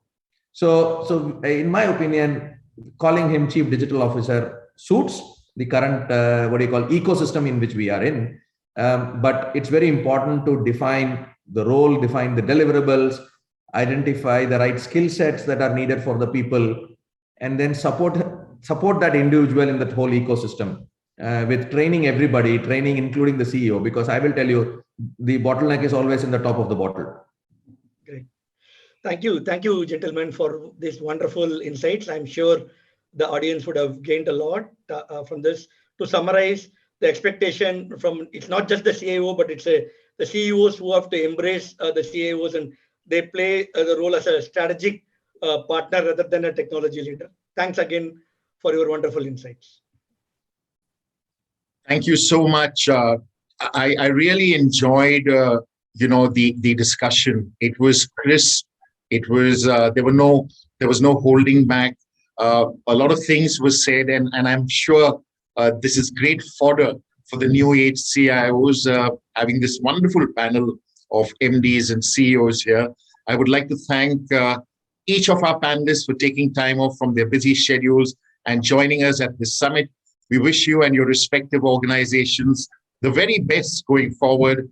And Arvind, thank you for doing a fantastic job of moderating the inaugural CEO panel. Thank you. Thank you. Thank you. Do stay tuned in, ladies and gentlemen. We will be back in a couple of minutes from now with the next session.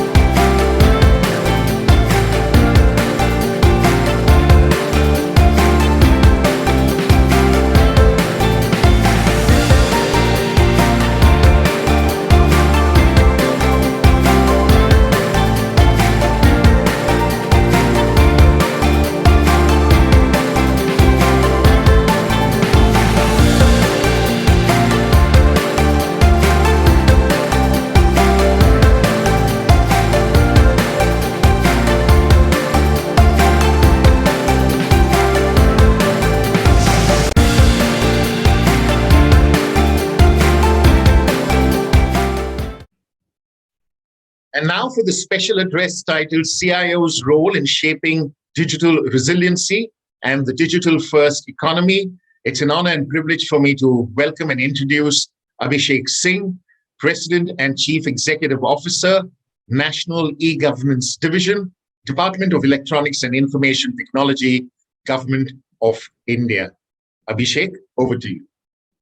Thank you, Ivan, and it's indeed an honor and a privilege to be speaking on this forum, wherein we are looking at the strategies for CIOs in order to be able to navigate the new normal that we are seeing in. And when we look at the post-pandemic world, what we see common across sectors is that there has been a greater role that digital technologies are playing, and organizations which have done the digital transformation, organizations that have adopted digital technologies are doing much better. So that makes the role of CIOs, CTOs much more important, and how they can adapt, how they can use ways and means in order to ensure that they are able to meet the requirements and challenges of the new world that are emerging in.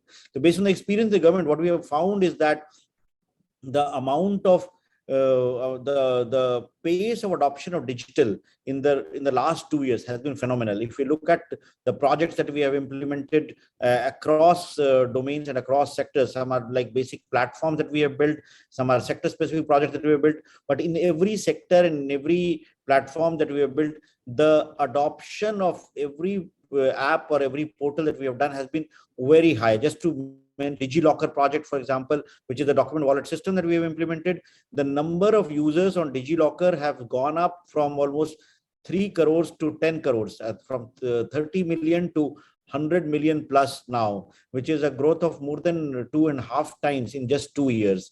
Similarly, when you look at the MyGov, the citizen engagement platform, the number of users have gone in from a little less than 1 crore in 2020, beginning of 2020, to more than to almost 2.3 crores now. More than double it has happened. Similar things we have observed in the Umang platform, which is the mobile, which is the common app for giving all public services on a mobile platform.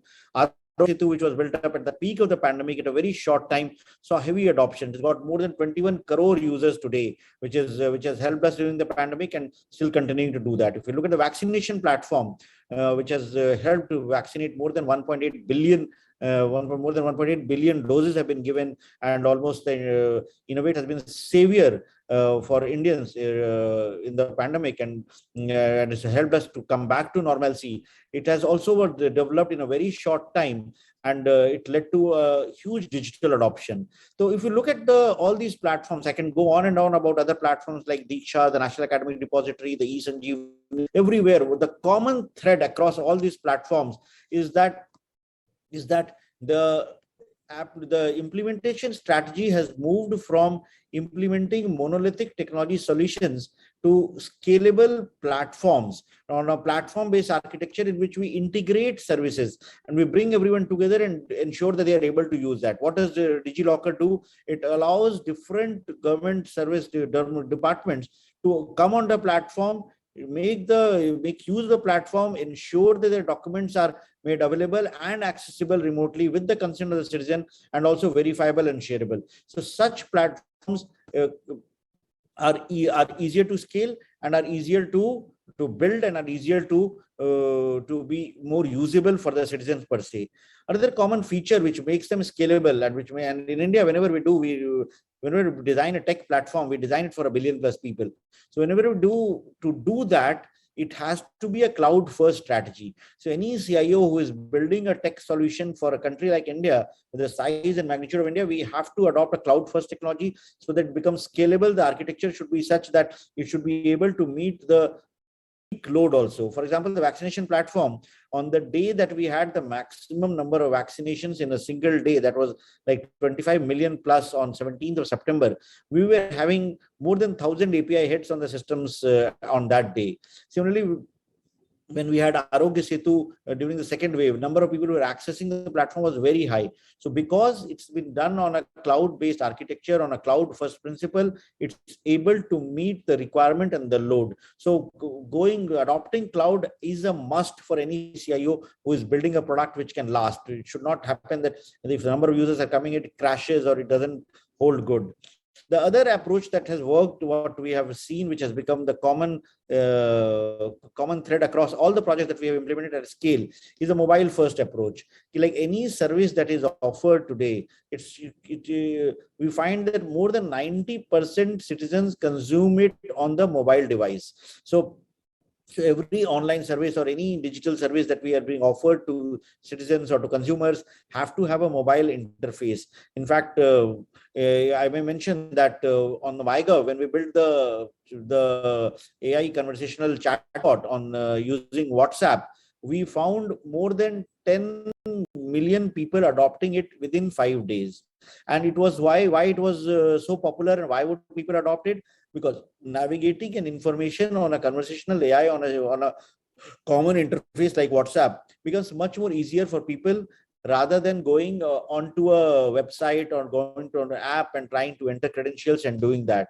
And even when we introduced the vaccination booking and download of certificates on the chatbot, we found that more people were accessing the service on the chatbot than they were doing on the portal. So having the mobile first approach is a very, very important strategy that a CIO needs to adopt in the present times and present world.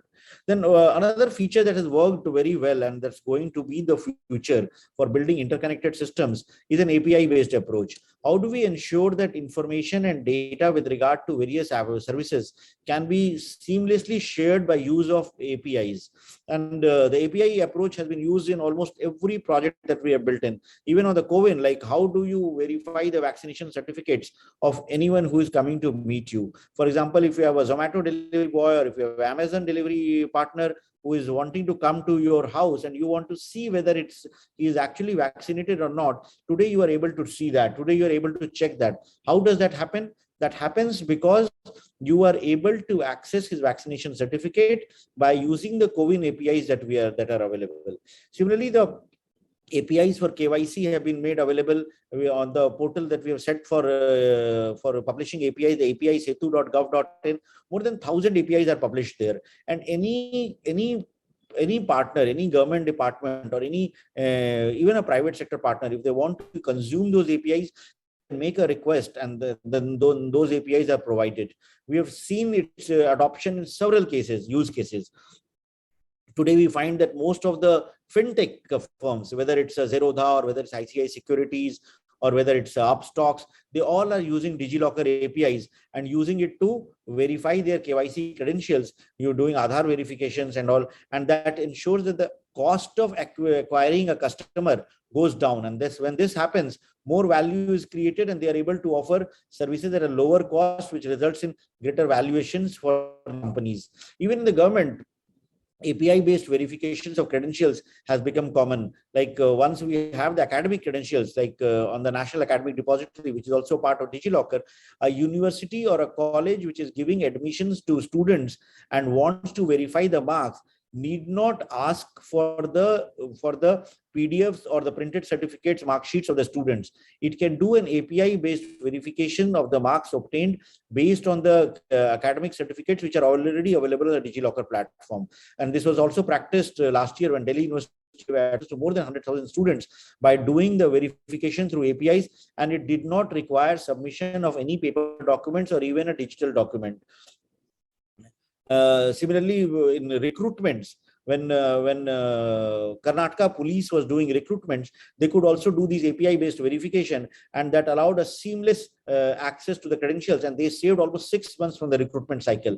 And now, as we are making more and more documents available on the DigiLocker platform, whether it's a caste certificates or income certificates or health documents, this API-based verification of documents and API-based authentication is going to become a normal thing for building systems as we go up. And this will really bring in more efficiency in the system. And we feel that this is going to become very common, not only in the government, within the government departments, but across the entire ecosystem. Then another feature that I would like to mention is that, which will be relevant for any CIO, whether he's from the government sector or whether it's from the private sector, is that at the core of whatever we do, we have to keep the citizen in the mind.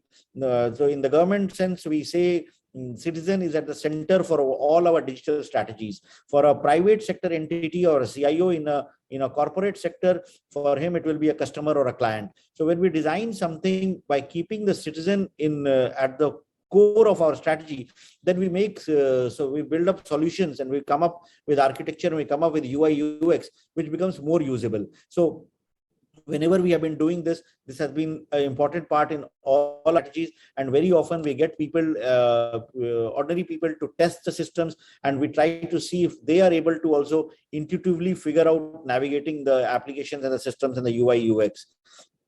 And this also brings into another important point about digital inclusion. Like whenever we design any system, especially in India, we always realize that there are many people who will not be able to access these services on their own. They would not have a smartphone, they would not have maybe a laptop, they would not have connectivity, or they would not have the skill sets to access an app or a portal and get the services themselves. So right from the beginning in the digital transformation strategy that we have built in government, the digital inclusion has been a key focus area, whether it was the common service centers which were set up across the length and breadth of the country, wherein citizens could go and access services.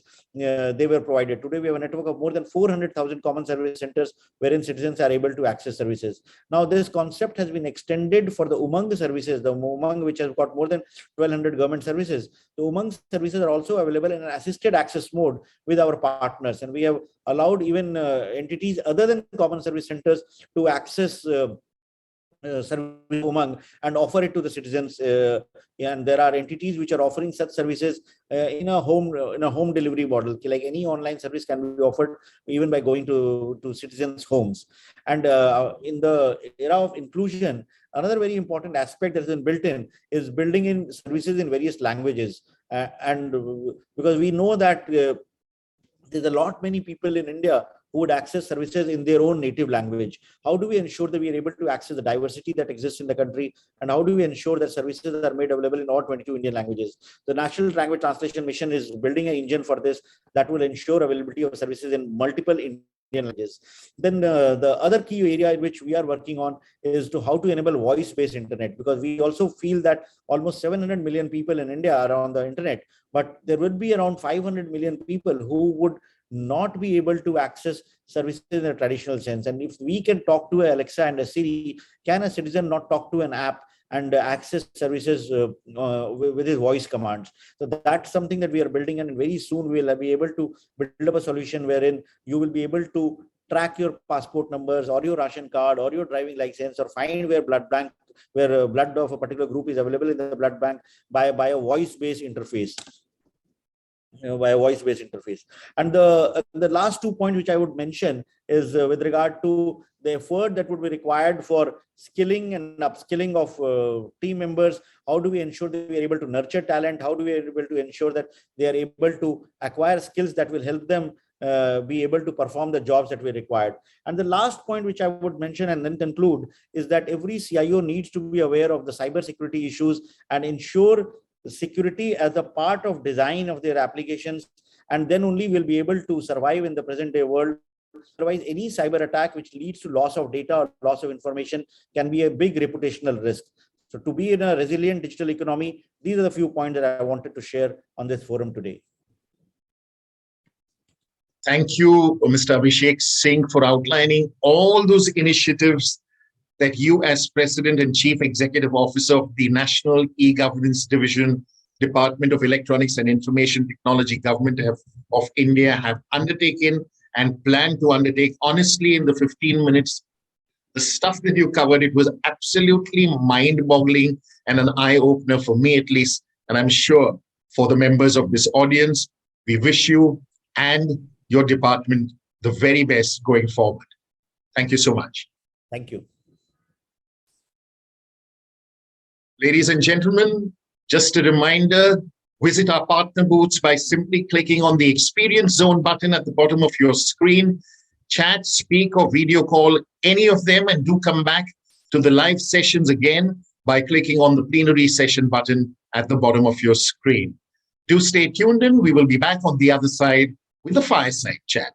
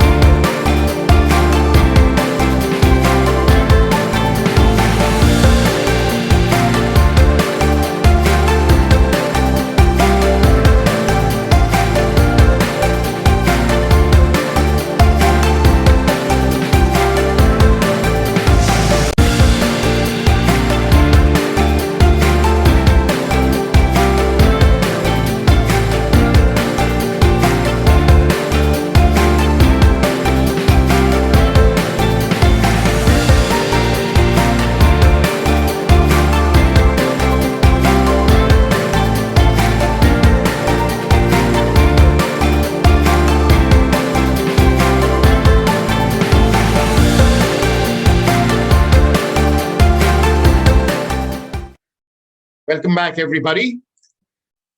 Customer experience has long been a top priority for executives in most industries, whether they work in sales, service, marketing, or e-commerce. Until recently, however, the CIO was not expected to play a significant role in resolving it.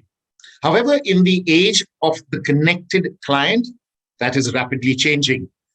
To put it differently, technology now plays a role at every stage of the customer journey, and every firm must now include its CIO in customer experience projects. With that, we move on to the fireside chat titled, How CIOs Are Shaping Customer Experience. And first up, I'd like to welcome the esteemed members of this fireside chat, Rajiv Arora, Global Head of Information Technology, Global Hub at Siemens, and Kaushik Bhaduri, Chief Technology Evangelist, Process IT Global. This session will be moderated by Prateek Sinha, Partner Experience Consulting, PwC India. Prateek, the virtual floor is all yours. Thank you, Ivan. Hello, good afternoon, everybody, and welcome to this fireside chat. My attempt here will be to not just spark some good conversation, but for you to take away practical tips that you can put to play, especially if you're the CIO, or if you're not the CIO, to figure out how to have the CIO deliver experiences that are exceptional. Because you all know, and I may be preaching to the choir, so I'm going to make it very snappy. You've seen if you can bring up the presentation, please. Experiences, great experiences really deliver tangible business value. So Akash, if you can, as the slides come up, you'll see that based on research, we've seen that 84% of the customers or consumers said that experience that a company provides is as important as its products and services. Even more importantly, 66% of consumers said that they would be willing to pay more for an exceptional experience. And not just that, we also know that there is a difference between when you deliver exceptional experiences versus just a very good one. Just taking a quick pause to see if the slides are up. If not, you can bring them up, please, now. Thank you very much. Now they're there. And you can go to the next slide, please. When consumers have an exceptional experience versus just a very good one, they're at least 2 times more likely to recommend that experience and that brand to others. And you can see the numbers. The numbers are very impressive. The question that we have here on the fireside chat is, what role do the CIOs have in making this happen? So Rajiv, let's begin with you. Can you please share an experience that stood out as exceptional for you, and maybe what role did you have in it? Thanks, Prateek. And once again, good afternoon to all of you. It's a great session to share. So if you look at customer experience, so what is customer experience is? Is your customer perception of your business, the brand, or the service, or a product. It's based on every interaction or a touch point throughout the customer journey, starting from navigating on the website to receiving a product or a service. Every single process, a touch point, or interaction impacts your customer perceptions and their decision-making. A good customer experience has a direct impact on your satisfaction, loyalty, and even repurchase business. I really go back to our Steve Jobs, who normally say that you got to start with customer experience and work backwards. So let me take an example of a switchboard repair. How can we leverage AR/VR technology using an Android phone? The application, what it is, it really guides a technician at a customer location step by step to check the defect and issues in a switchboard, leveraging his simple Android phone, what he would have in his hands. A technician can open a control panel without having any knowledge how to open using an AR/VR technology and identify a defect. On identify defect, he can also capture a picture of a QR code or a defect, a product, and put it on the marketplace for placing an order for a OEM manufacturer to send him that product. And this application is in multilingual language. So what does it app does? It really helps you perform operation and maintenance, contact services, the warranties, and log in the services and warranty calls. And what did this application do for a technician who could be in a remote location like a Siliguri or to a remote location like Nasik? What will have a fast turnaround time for operation and maintenance, leading to high availability of a particular switchboard or a product, what we have it out. Improve the OEM interactions. And what does the OEM gets as a manufacturer? He really gets to reduce the warranty costs. Also potentially forecast the spare parts which he need to put in inventory. So if you look at the customer journey, how that service technician who's at a customer location can really transform the experience for a customer who could be sitting in one of the powerhouses across the country or globe. So what was our role? Our role was very critical to understand the customer journey. How does in a day of a life of a technician drives? What kind of interaction or challenges he or she has? What kind of expectation he has, which can make him more productive and effective? And more important, what kind of a technology with purpose we can bring on the table as a CIO to evaluate that what can be practically possible at a economical cost to him, which can really fit for his solutions. And then a simple advice, conduct a POC in a small way. Don't scale it. Conduct a POC in a small way before you start scaling it out. And now that particular product, which I talked about as an example, has become a global for all relevant products. And this has really enhanced the customer experience. Just see how the role of a CIO is transform the experience of a small end customer service technician in a customer location to fix a particular switchboard, what he would have asked a OEM or a expert to come and help you fix it out. So that's the example I want to take. Yeah, Rajiv, thanks so much for sharing that and also highlighting the fact that, you know, everyone, this is not a story from Savannah or Nashville. This is from Siliguri and Nasik.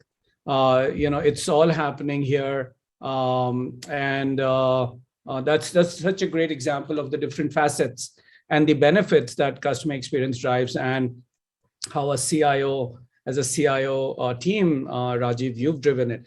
Kaushik, what's your perspective on this, please? Firstly, thank you, Prateek, for having me over, and good afternoon, everybody who are present on this chat. Prateek, of course, Rajiv illustrated the point brilliantly with an excellent example. But, you know, being a part of a much smaller organization, our vantage might be a little bit different from what his experience is. For example, you know, we don't have a dedicated customer experience team yet, or we cannot even undertake consistently things like service design or customer journey mapping or touchpoint design, etc. But we deliver big on customer expectations. So we have to essentially rely upon bringing together the agility and the nimbleness of a small engineering team, along with a strategic decision-making capability of our sort of considerably experienced management. Now, just a case in point, a few months ago, we were neck deep in integrating an identity and access management solution for a very large government PSU. It was a marquee project for us, for a company of our scale, with the deployments happening between maybe 500 plus servers and affecting literally tens of thousands of users. So, but while building the solution, Prateek, we realized that even if we did everything correctly and implemented everything, the intricate workflows of those multi-factor authentication and role-based access, etc., with a single sign-on were complicated and new enough so that a very large number of those employees or the end users would face multiple challenges using that system. And the organization will face a knowledge gap among its employees. The administrators, the sysadmins will get overwhelmed by the support calls, etc. So at that juncture, at our level, at the CXO, CIO, CTO level, we decided that despite the extra work, we would build out a complete end user journey and interweave it with a self-learning knowledge portal that the users can use while they're using the system. Now, despite the extra work, because this was not in the original scope of work, we did put a lot of effort in it, vernacularized the content, we showed small tutorials, we integrated some kind of a step-by-step knowledge check, etc. It was very well received. And you know what happened at the end of the project? We got even more kudos from the client and their end users, not for actually building the system accurately that constituted the core of the project, but for actually going that extra mile and giving that customer experience which made things much easier for them to consume. So I'm happy to say that customer relationship is now a bedrock of that journey forward. So my point is that thankfully, at an organization of any size, it is possible to build delightful customer experience. Such a poignant example. Thank you, Kaushik. Yes, and also for painting the contrast on size, quote unquote, doesn't matter. Customer experience really delivers in a very, very big way. So Rajiv, I want to get back to you on the fireside around, speaking of different stakeholders, could you share an example about, or what about the experiences for internal stakeholders? Thanks, Pratik. And really, my colleague Kaushik really brought a very good example for internal customer, multi-factor authentication, how he did that. So for me, if you look at it, the customer, which is external customer, or the internal user experience are very different. The user experience is the facet of the holistic customer experience. And they focus not only on external customers, but how can they be a multiplier internally to drive it out? And what we had done, similar to what Kaushik really shared, and I think that we really picked up and divided the entire organization into multiple personas. We looked at in the day of life of every persona, could be a project manager or a senior management, supply chain management, or a blue collar worker. How does in a day of a life of a particular persona would look like? And what kind of a task he does, from a collaboration to learning to his shop floor task, depending on a blue collar worker, to how does he handle on a safety and defects, other things, complete persona. So we look at the entire persona of everyone and really came out with some solutions which were relevant for that particular task to drive it out. And typically what I normally say here is, I really bring that to simplify the experience with a very simple maths formal equation. That time plus efforts is equal to emotion. This means that whatever we want to achieve to reduce the time and effort to increase the emotions, so-called emotions high, we need to radically think of a different approach so that our customer can benefit. And these all human beings are finding solutions which we already know, but how do we leverage technology with purpose is something what is great for us to drive it out. Brilliant. Thank you. Moving this along rapidly with the approaching time limit. Kaushik, I wanted to ask you, given your experience as a magician at some point in time in your life, what would you advise the audience here? What should they watch out for when designing experiences? Pratik, having been a performing magician for many years and also a techie, I deeply believe in shaping the value of shaping perceptions. There's a term which is a cardinal mantra of magicians called suspension of disbelief. And in order to achieve that suspension of disbelief, magicians employ various techniques borrowed from cognitive science, neuro-linguistic programming, behavioral psychology, theater, etc. I'll give you a very small 1-minute example. Suppose I ask you to write a person's name on a piece of paper. I look away and then I tear it without looking and reveal the name somehow. It will be surprising. But in the process, Pratik, if I linguistically frame everything as visualize in your mind the person that you've been thinking about walking in through the door, the person's name written in a big wall 20 feet away, etc., then if I de-emphasize that piece of paper and that you had written that name at any given point of time, then when you're actually recollecting that experience later on, you're going to say, hey, I was thinking of somebody and he read my mind. Elevating that same experience from the status of a mere puzzle to an absolute miracle. I think the similar things actually apply for shaping customer experiences also. One can use framing, confirmation, anchoring, etc., and that can aid in elevating good customer experience to an exceptional and memorable journey. So lastly, Pratik, great customer experience does not come from a department. It comes from a mindset of a company. And we all agree to that, I suppose. It's an ongoing process. So all systems are running, all targets are met, all customers are happy is usually accompanied by the phrase, all pigs are fed and are ready to fly. Right? It does not happen. Such miracles do not happen. We have to keep chipping at it and design these customer experiences at all levels of the company. There's no going out of that at all, in my opinion. I love that visual. All pigs are fed and they're not flying. That is so true, right? Like it's not like it's done and it's over with, right? This is a continuous journey and a continuous process. And I'll have to really dig into all the things you've said and start practicing some of them. Rajiv, I want to get to you to see if you could share with us your advice to fellow CIOs on how to drive the CX dragon agenda, how to tame the CX dragon. So I know Kaushik really made a very good magic rod for all of us. I don't have a magic rod for all of you. I can only say that there's no standard magic what we have right now. And I don't want to read these 6 steps or 7 steps. I just want to share with all of you that there are some couple of steps which every CIO is anyway doing it, what he or she can drive to drive the digital dexterity. And what we have seen that the successful digital transformation increases 3.3 times. Instead of leaders who only follow standard things are getting 16% of high digital dexterity. That's a Gartner thing, what we drive it out. But coming to what Kaushik shared, and I want to share with what Simon Sinek said, or the model of golden model, that I want to say that we need to start with why. The CIO can influence the way how customer perceive a service or a brand. Then how he can do that? To drive digital dexterity, by shaping a courageous and a creative digital mindset in the ecosystems. And what can drive it out? It can drive the customer sensitivity as well as ownership culture in the ecosystems. That's what, Pratik, I would say that there's no standard formula. I have it, but sort of sharing an experience, what we all CIO community can drive to enhance the digital dexterity in the organizations.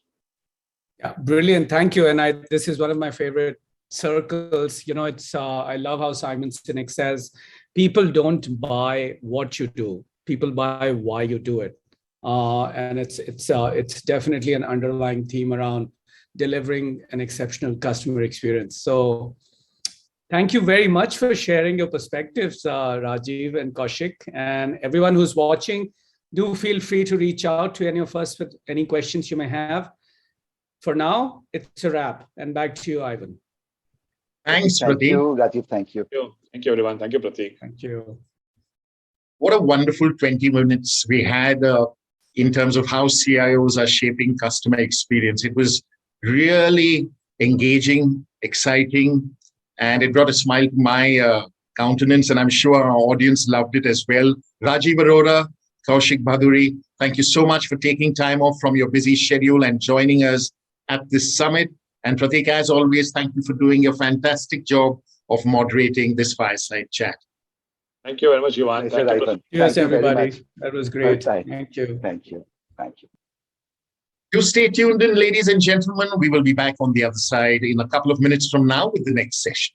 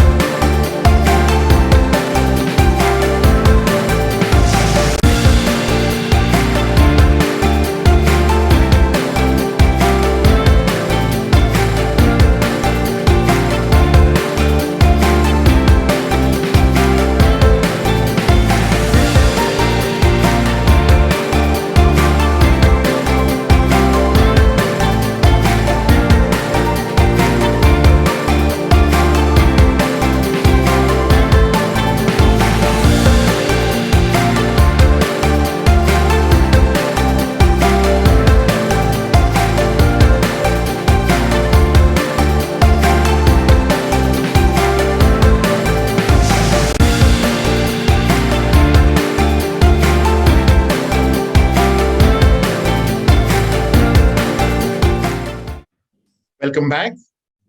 I now have the pleasure of welcoming Karyappa Monaya, Chief Business Officer, Knowledge Lens, who will share his insights on sustainable and predictable manufacturing powered by AI, ML, and Industry 5.0. Karyappa, over to you. Thank you so much, Ivan.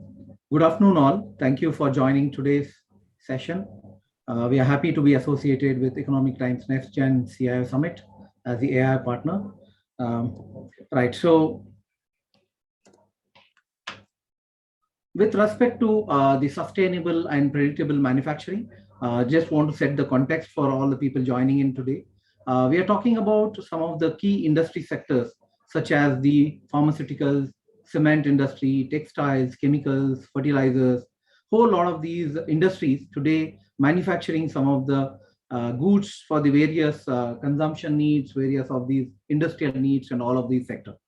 It also involves some of these industries using some of the key utilities like the hydroelectric power, the thermal energy related activities, the various solar plants as for renewable energy, the various water pumping stations, effluent stations, weather stations, and all of that. So these are the industries as a context to which we are talking about how sustainable and predictive manufacturing plays a very critical role.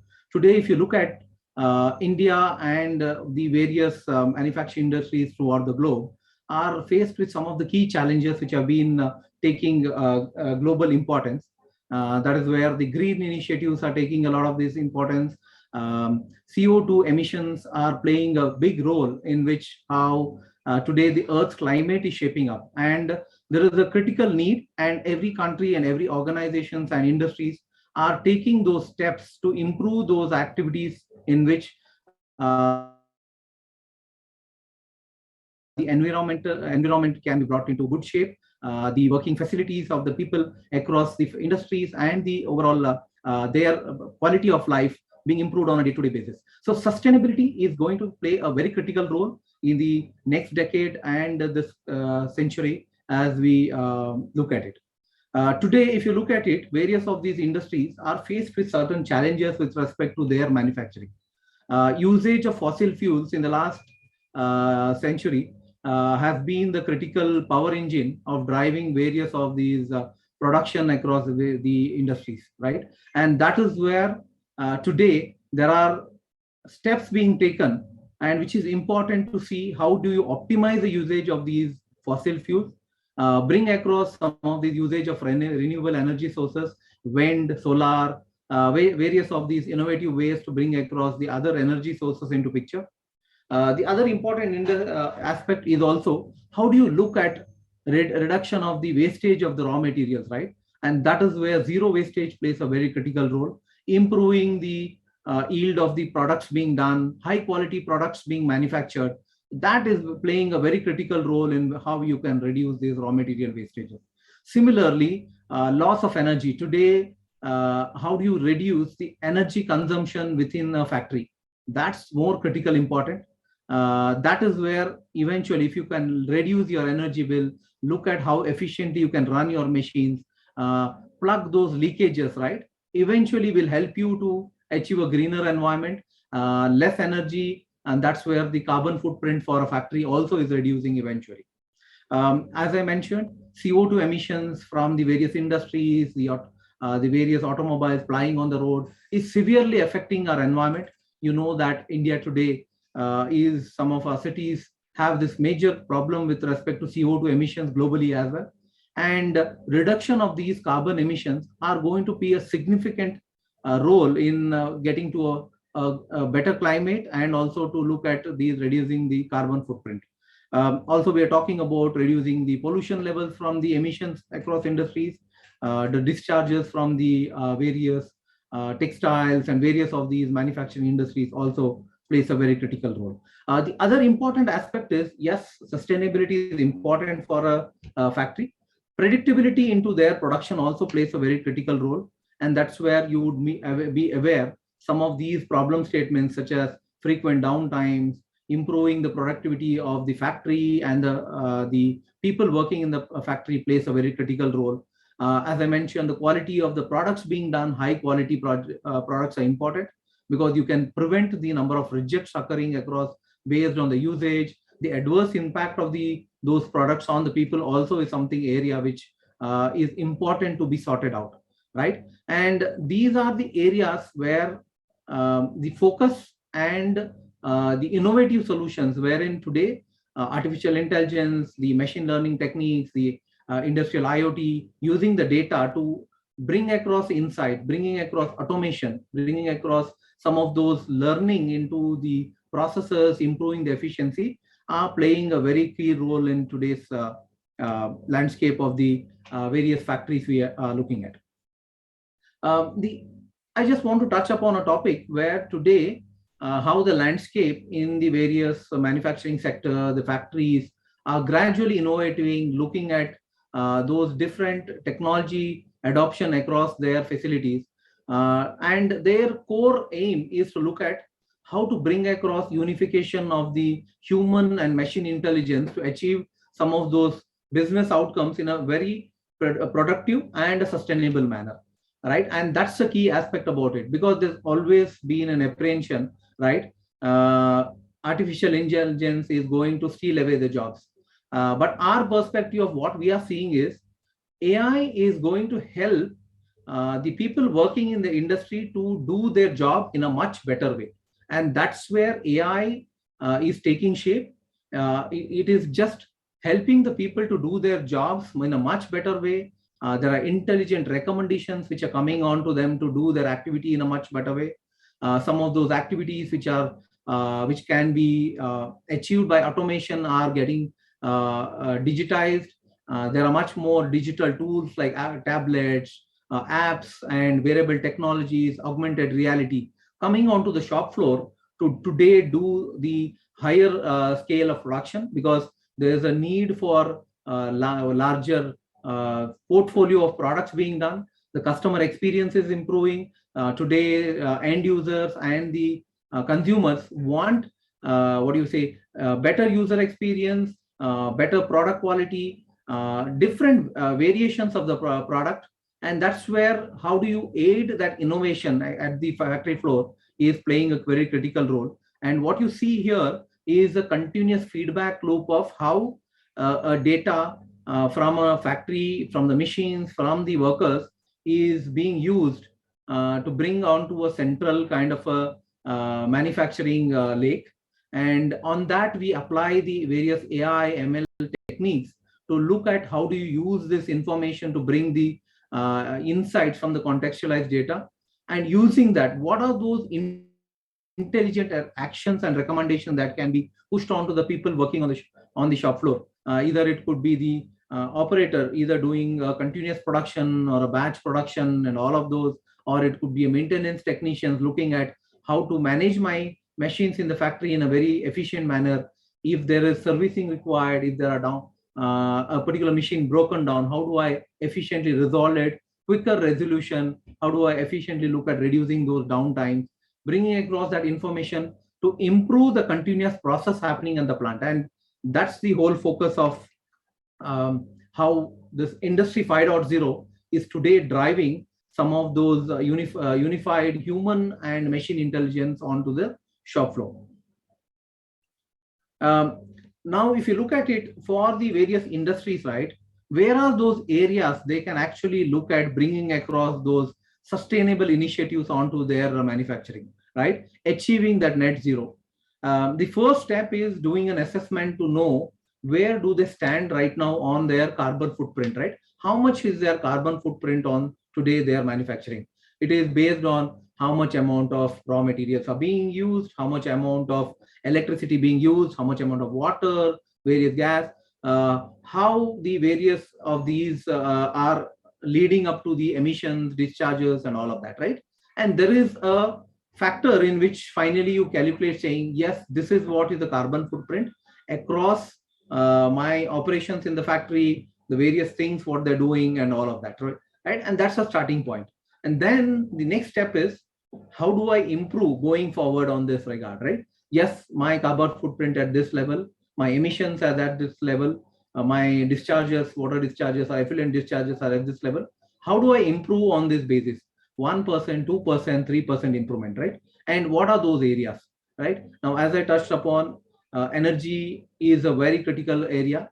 And this is where today every industry are looking at how do I bring across renewable energy? How do I look at reducing my energy footprint and all of that? And that's where some of these solutions are focused towards looking at what are those savings that could be achieved as part of the energy monitoring, management, optimization, reducing the demand, but increasing the linear productivity. So that's where the solution focus with respect to savings and optimization of your energy needs. And this is where a whole lot of this you're looking at connecting to the energy meters, bringing across that information, applying the algorithms to do the forecasting, looking at areas where there could be leakages, loss of energy occurring across the overall plant. Could be machines which are not performing well because of low power factor and all of that. So that's one area where those initiatives can be driven, looking at optimization and saving of the energy usage. Similarly, the another area is with respect to the monitoring the footprint, looking at the currently a lot of these industries, right? An example, let's take in cement industry. They have a lot of these pollutants as part of their cement production, clinker processing, heating of those the clinkers, raw materials, and finally the cement being produced. Like the equipments like the roller press, vertical mill, kiln, and all of that, right? Some of these equipments are highly emitting the pollutants. And that's where some of these forecasting are required today to figure out how much are those factories or those particular plant doing those emissions. Are they breaching a daily basis? And cumulatively, when you add up to the month, are they breaching the overall allowed limit by the regulator? And that is where the artificial intelligence algorithms are helping you to do the what if analysis, forecasting those daily trends. And if you continue on this, where is that breach going to occur? And that's where some of those solutions are helping on to say, do I shut down those production for a few days so that I don't breach across these aspects? And how do I comply onto that? So some of these advanced markets are taking these initiatives to look at how to forecast their emissions and look at how they comply onto their regulations. Similarly, for a pharmaceutical industry and all of that. We spoke about how solar energy is playing a big role. Adoption of this is playing, are taking a larger step on this regard. Now, when you have solar rooftops, solar farms, and all of that, right? Now, earlier the footprint was smaller. Now there are a lot of these, what do you say, locations and factories and those enterprises taking these initiatives to bring across the solar panels and the overall system onto that. Now, as this number of equipments on the field increases, panels, the inverters, the systems connecting to that, monitoring, measuring their efficiency, and maintenance of all of this is very important. So efficiency of this, all of these solar panels and cells plays a very critical role. And that's where the IoT technologies, right, connecting to those, the inverters, bringing the information, looking at forecasting their energy generation needs, consumption needs, balancing out based on the intensity of the solar radiation. All of those solutions have today play a very critical role. And this is where the adoption of solar energy is going to improve in reducing the carbon footprint across industries. And that's where solutions are focused on that area. The another area is how can you improve the yield of your batches, right? Every production, it could be a continuous production or a batch production of the various automobile components, or it could be the chemicals that being manufactured in the chemical industry, right? Improving the batch yield is very important. Having 87 to 90, 93, 94% of batch yield actually generates the main product and the lesser amount of those byproducts. The reduction in the yield, actually it's opposite way, where you have byproducts being generated higher and the main product being reduced. So there's a cost impact for the various manufacturing sector, and any of these quality mismatches, right, are actually as part of the testing, that whole batch is getting reduced. So that plays a very critical role in how do you control all of these aspects. on how do you achieve efficiency across the various machines which are there in the factory. Either it could be the boilers, chillers, cooling towers, various equipments which are there, right? Improving the efficiency helps you to achieve the reducing the energy loss part of it, achieving a sustainable way in which you can drive all of these solutions. Similarly, there are areas in which AI-powered vision analytics is playing a very critical role in improving a sustainable and efficient initiative at a factory. Either it could be to look at some of those operational improvements using vision. We have looked at some of these textile industries taking these initiatives, the FMCG sector looking at improving the quality of those products, some of the cement industry, chemical industry, bottling, food beverage industry using vision analytics to actually achieve some of the sustainable and productive ways to improve their manufacturing. So I will stop here. We have run out of time. Back to you, Ivan. Thank you. Thank you so much. That was Karyappa Munaya, Chief Business Officer, NextGen, with his views and insights on sustainable and predictable manufacturing powered by AI, ML, and Industry 5.0. Karyappa, we wish you and NextGen the very best going forward. Thank you. Thank you so much, Ivan. And thank you all for joining today's session. You're most welcome. Do stay tuned, ladies and gentlemen. We will be back in a couple of minutes from now with a very exciting panel discussion titled How CIOs Can Drive Organizational Change.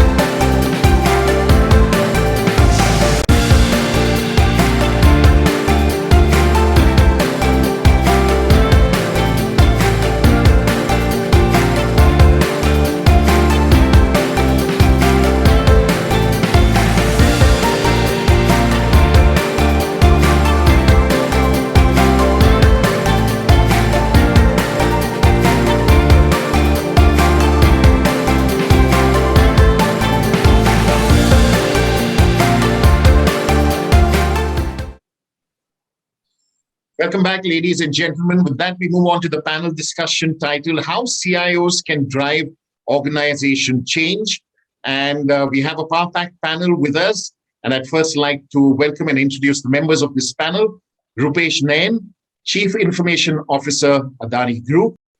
Ankur Agarwal, Managing Director Technology at Accenture, India. Abhinav Gupta, Vice President Engineering at Misho. And Ramkumar Mohan, Chief Information Officer, Airworks India Engineering Private Limited. Ramkumar will join us in a few minutes from now. This session will be moderated by Chaitali Mukherjee, Partner and Leader, HR Transformation at PwC India. Chaitali, over to you. Thank you so much, Ivan. It's a complete pleasure to actually be having this conversation with an absolutely esteemed audience. Particularly, I think the topic, when I was, connected to run this session, I was very intrigued because we are talking about CIOs.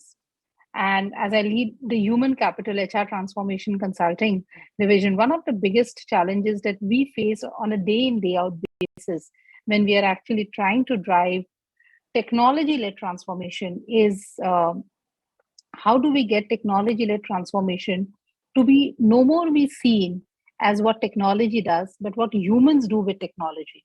And so great audience over here and great panelists over here. I actually would start up with you, Rupesh. Rupesh, the role that you are actually in at a group level, it's a very interesting place where you are able to see both from a close lens as well as from a far off lens, how organizations are using technology to drive large scale transformation. Yet the whole investment that actually gets done in driving transformation and technology, it meets, not always the kind of success that we are actually seeking. So as a leader, when you are driving this transformation agenda in your organization, what are the 2 or 3 big challenges that you see in driving the change? What are the impediments that are coming in the way? Okay, thank you very much. And a very good question that way. So as you rightly said, digital transformation is given in today's context. So every organization is embarking on that journey. Though different organizations at different levels or in their journey, some are at initial stages, some are at more advanced stages. But everyone has followed a path. So first and foremost for leadership is walk the talk. So whatever we are embarking has to be top driven, but involve the people at the lowest level of the organization as well. So that is the most critical element, which is people element. So even technology-led transformation or any transformation is basically about change management, and change management is about people. Because if people are aligned to that vision, that mission, or that objective, and they see value for them in that journey, they are more than happy to participate fully. So that is first and fundamental thing which should be there. So to do that, of course, HR intervention in terms of creating a digital culture in the organization is equally important. Similarly, on the technology side, for each and every business problem, you will find one or the other way to solve it using technology. But most important is to identify where we want to go and what is our ultimate objective. So to achieve those objectives, what are the business problems we want to solve? That is first we have to identify. And then we have to identify the right technology to solve those problems. Next important pillar in this journey becomes the implementation or technology partners you choose. Because many times they are good in understanding the technology or implementing the technology, but business domain knowledge is equally important. Because once they are there, they are your extended partners. And as extended partners, they have to understand the business in and out. And it is not very easy to understand business for an outside consultant to simply come and do that immediately. For that, the internal business leaders or the technology leaders have to help them out in understanding the business fully. And then during the journey also, both these internal teams and the external partner have to work hand in hand.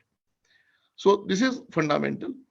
Apart from this, which generally sometimes derail because of the governance. So when all these elements are there, then we should have a proper governance mechanism from start to end. And end is not when the implementation is done, but end is when implementation is done and now adoption has to start. So even we have to carry the people along with us during the adoption phase, because the initial few months are very, very critical. If the adoption challenges are being addressed immediately and in a very, very soft manner, so that everybody feels that, okay, it is a new thing, new way of working for us, but we have to jointly cross that bridge. And once that is there, and everybody is fully equipped to handle those new ways of doing activities, then it becomes smooth sailing. So for that, you have to have champions within the business who should, like in a traditional manner, we say train the trainers. So there has to be champions, and these champions have to support the other business colleagues in terms of adoption within the organization. If these couple of points which I mentioned are taken care of or addressed, I believe most of the digital transformations can be successful, because mostly it is not about the failure of technology, but it is about the adoption or implementation or getting the people along with this change, which creates more of hurdles rather than technology in itself. In fact, beautifully put, Rupesh. You had set the context beautifully. You spoke about three very critical pieces. First and foremost, across the spine, right from the top, the vertical alignment, what the leadership is thinking, what the user eventually will actually get, and does he or she understand why this change is important, not just for the organization, but for his or her way of working, number one. Number two, and I completely relate to that, what he said, Rupesh, it's as they say, you need a village to raise a child. Digital transformation is pretty much like raising a child, right? It is about getting everybody on board. And one of the big pieces that you need to get on board are the right partners. And the choice of partners that you called out, Rupesh, is significant. What we consider in the choice of partners, it is not just about the technology that they know, the industry that they know, but how well do they understand how to sieve it into the organization. The third important piece that you did call out over there was, it's never possible for outsiders to come and run it for us. It is imminent for my leaders and the team to almost operate like one team to actually make that happen. And finally, the journey actually begins after implementation, because the proof of the pudding is in adoption. Yes. All things being equal, if everything gets done, but if adoption doesn't happen, then most of the money has actually gone down the drain, isn't it? So excellent setup, Rupesh, to stand up and say why Chaitali, who leads human capital consulting, is actually driving this conversation with CIOs, because eventually it's all about people, internal or external. On that note, maybe Abhinav, I'll come to you first. And when you think of driving this whole transformation with clients, with organizations, what have you seen as the biggest missed opportunities? Rupesh has beautifully called out the key ingredients, but it's like missing some key opportunities that we know, but we are not able to do. What would those be, Abhinav? So as we all are talking about people, and that's a beautiful aspect to talk about, right? So I'll attach one topic to people itself. So one thing that tends to take a backseat is dev productivity, right? So we need to make sure that while we are driving a change into the system, while we are talking about the digital transformation, we are making sure that the environment that we provide to the engineers in your technology team, and for that matter to business, to product people, is very productive, very comfortable, and kind of smooth, where people are able to spend their time beautifully and create products and features for your company, and in turn drive the revenue. So dev productivity is all about the tools, the environments, the kind of infrastructure that we provide to our engineers who who use that to code the products, right? So data productivity is one of the important aspects that we need to focus on, and in my experience, I've seen that it tends to take backseat. So and it's directly related to people and their productivity, and we need to focus quite a lot on that. Thanks, Abhinav. That's so. Here you have driving clarity from the leadership right to the bottom of the pyramid, helping everybody contextualize it in their and getting clarity on roles of both internal and external stakeholders, but also getting the whole ecosystem right, getting the dev environment right. Because if that is not there, even an aligned system will not be able to deliver much, right? So I'm going to now come to you, Ankur. So Ankur, to a great extent, you and I are on the same boat, right? So let's hear it from the other side. When you think of some of these journeys of driving digital transformation, what have you seen across the spectrum of customers and across the spectrum of industries, the common pitfalls that organizations face? Thanks, Chaitali. And I absolutely am able to relate to what Rupesh mentioned and what you were also referring to. I mean, first and foremost, absolutely, organizations need to stay focused on assembling the right talent. This includes leveraging all the external partners in the ecosystem and orienting efforts around concrete value and business outcomes. But it's impossible to create a common understanding amongst employees if there isn't a common vision, between all the leadership in the organization. So we identified the number one challenge facing digital transformation as a bit of an unspoken disagreement amongst top managers about goals or what the digital transformation is supposed to achieve, right? Also, one of the researches that we did reveals that a significant percentage of the company's employees are unaware of or do not really understand the strategy and how digital transformation will enable that strategy. And imagine if the employees who are the closest to the customers are unaware of the strategy, they surely cannot help the organizations implement it effectively. Now, while a vision that is set up can be a compass in the right direction, but you surely need a roadmap to turn those aspirations into actions, correct? So the vision that the leadership defines needs to be embedded into the designs, the plans, priorities, and day-to-day concrete aspects of the transformation, making sure people have explicit authority to design the solutions for transformation, which are relevant for the business is so critical. I couldn't agree more to the other point that Rupesh was mentioning around the aspect that some companies neglect in setting up the right governance model, defining the value creation office, as we say it, right? And governance and related controls are the foundation of a successful transformation. It is imperative to establish a clear decision-making and transparent reporting so that transformation can move both at speed as well as adapt to change. I mean, if I can summarize, I mean, there are 4 key components, right? First one is vision, a compelling vision that is at the core of every successful transformation. It must be set with purpose. It definitely needs to be articulated with precision and communicated clearly. I mean, it should be creating a persistent drumbeat that guides the organization, right? Second is the absolute 360-degree. An approach which delivers the promised benefits to the organization. It articulates measures and ensures progress towards the business outcomes that the digital transformation is supposed to deliver. Third bit is the integration, right? So end-to-end integration of the transformation plans and solutions help the vision and the value that needs to be achieved. And last, absolutely, talent, right? People are at the heart of transformation. It is really critical to engage the right talent at the right time, and enable leaders as change catalysts, as Rupesh was also mentioning, build skills for the future and embed new ways of working into the organization.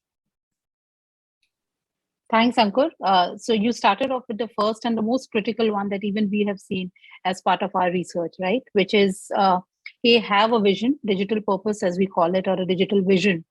And in fact, many a times in conversations with clients, one of our biggest conversations is how many of your people actually know the business vision, and they say most.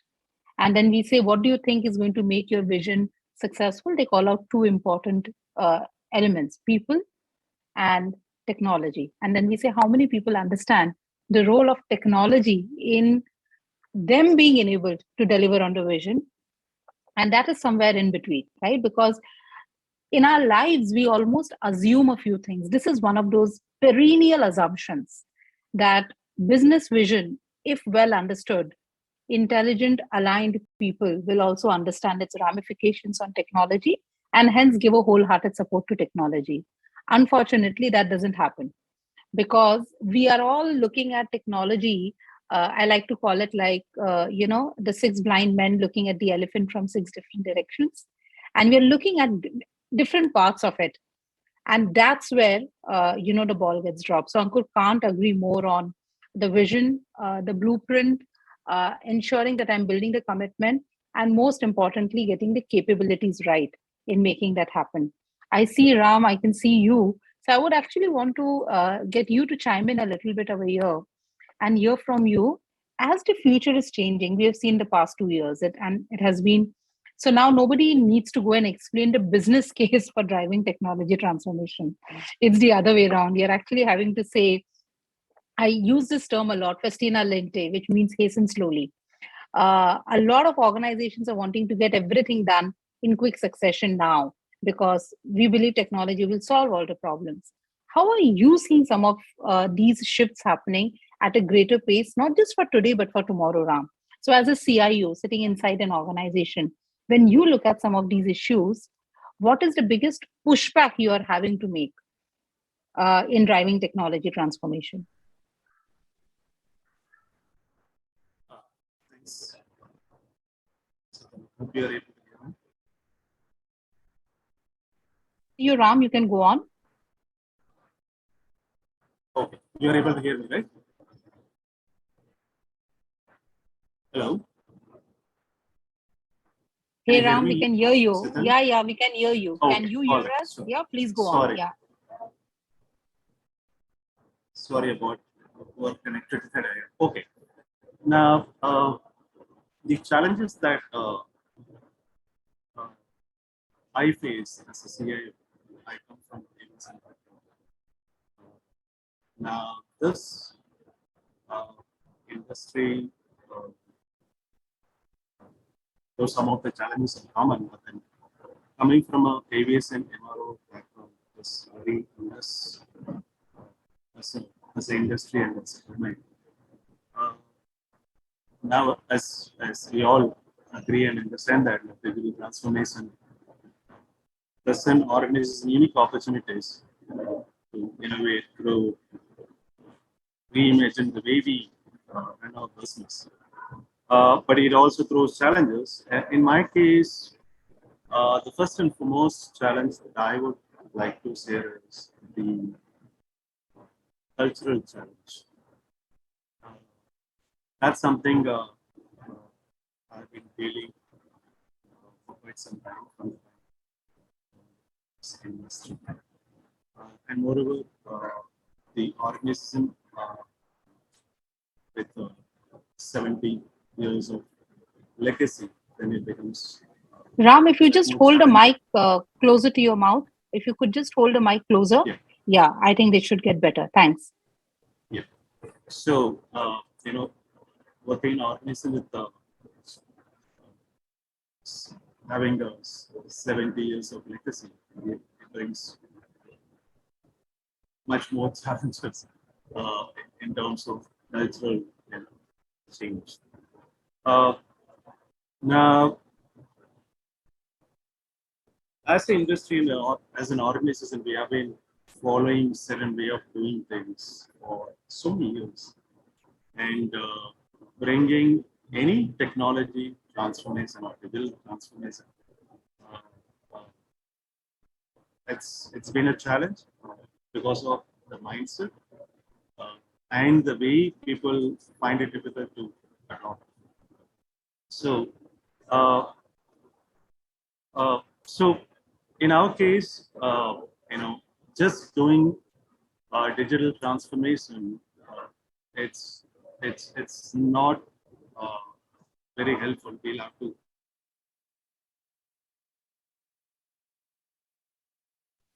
I think Ram's voice is breaking, but what I could actually pick up as a gist was the big challenge that he was calling, which I call as the elephant in the room, is the culture. And the culture is all about our beliefs from the past, what has worked for us, what will not work for us. And I think if there is one role that actually lives it day in, day out in the organization, is actually technology leaders, or CIOs, should I say. Because the CIOs are actually expected to drive transformation in the same environment. And that brings me to a very interesting question, Rupesh, which I'm going to ask you. Sorry to put you on that spot for that one. But if you had to think of, and emanating from the whole culture conversation, right? The moment we talk culture, what we're talking somewhere is about leadership capability. So when you think of driving digital transformation or tech-led transformation in organizations, and as you think about the future, not just today, and if you had to call out a few big shifts that business and technology leaders both need to make in their capabilities, what would those be? So maybe Rupesh, you could call out business leaders, what is the shift they need to make in their capabilities, and also technology leaders. So very interesting question, and probably the answer everybody is trying to find out to be successful for the future. And I believe NextGen CIO, the topic also resonates with that. So every business is a technology business in today's world. First, we have to understand that. Second, we have to see the business leaders have to be technology leaders, and technology leaders have to be business leaders. When I say like this, it means the technology leaders with only understanding of technology or without business understanding of business issues, understanding of business complexities, and how exactly business runs on ground, they cannot solve problems. And similarly for the business leaders, unless until they, I don't say that they need to know the coding and other stuff, but they definitely need to know what capabilities technology can bring into the business. So this alignment has to be there on both sides. So both have to go closer to each other. And in that, many times I've seen some organizations have adopted a mechanism where new graduate engineer trainees or management trainees are supporting the business leaders with new age technologies. And I believe that is a great idea because, as I mentioned about walk the talk, unless until, because we are attuned to do work in a certain fashion.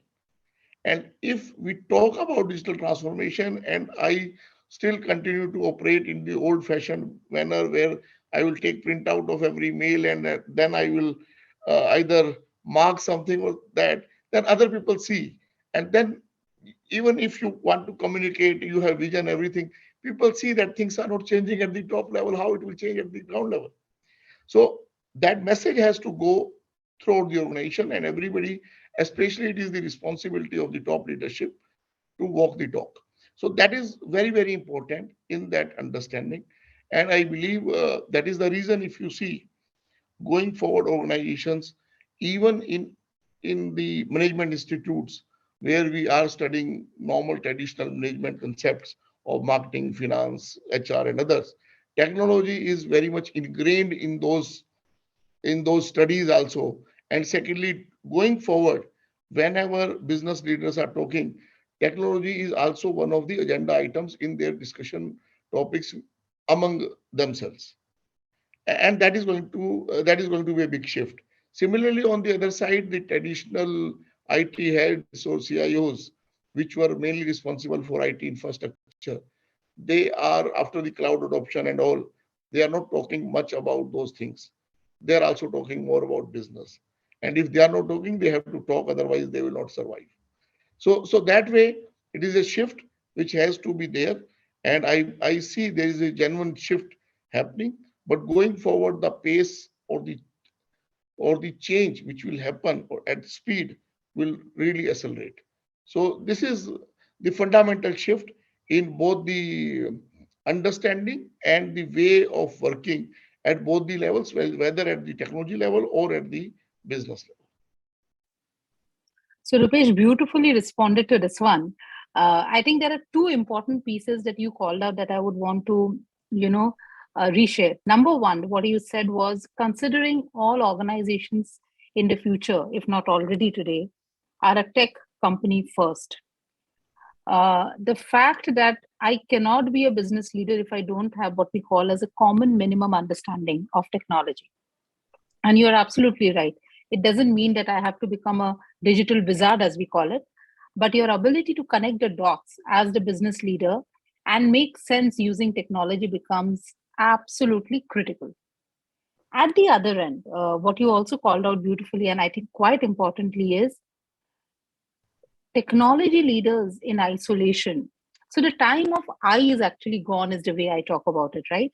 We used to take so much pride in being an I, or at best a T. It's actually multiple T's coming together in terms of deep industry expertise. And there is another leg to it, which is the technology expertise along with the business. And I think that's the persona of the leaders of the future, where technology and business understanding is supposed to coexist. So I completely believe very important consideration. And some business schools, engineering colleges, and all professional institutes are waking up to the fact, I will say, Rupesh, isn't it? They're yet not there, but they are definitely waking up to it. The important one that you did call, which was youngsters interning with business leaders. In a very nice manner, you have soft launched what is called the concept of reverse mentoring, or leaders practicing what we call as vulnerability. Because most of the leaders today, are not digital natives. So we didn't wake up and get access to phones, mobiles, so on and so forth. So our understanding of that is slightly limited, but there are digital natives who actually understand it way better. So how do we partner with them? So you have actually spoken about transgression of capabilities. Digital meets business. Young talent meets tenured talent to actually create a more homogeneous ecosystem in the organization rather than practice the whole heterogeneity that we have always had, isn't it, Rupesh? Yeah. Beautiful, beautiful. Abhinav, let me come to you. So we heard Ankur beautifully talk about the single most important agenda. A business vision without a digital vision will never get fulfilled, at least from the technology side. I think most organizations like capability are also waking up to it.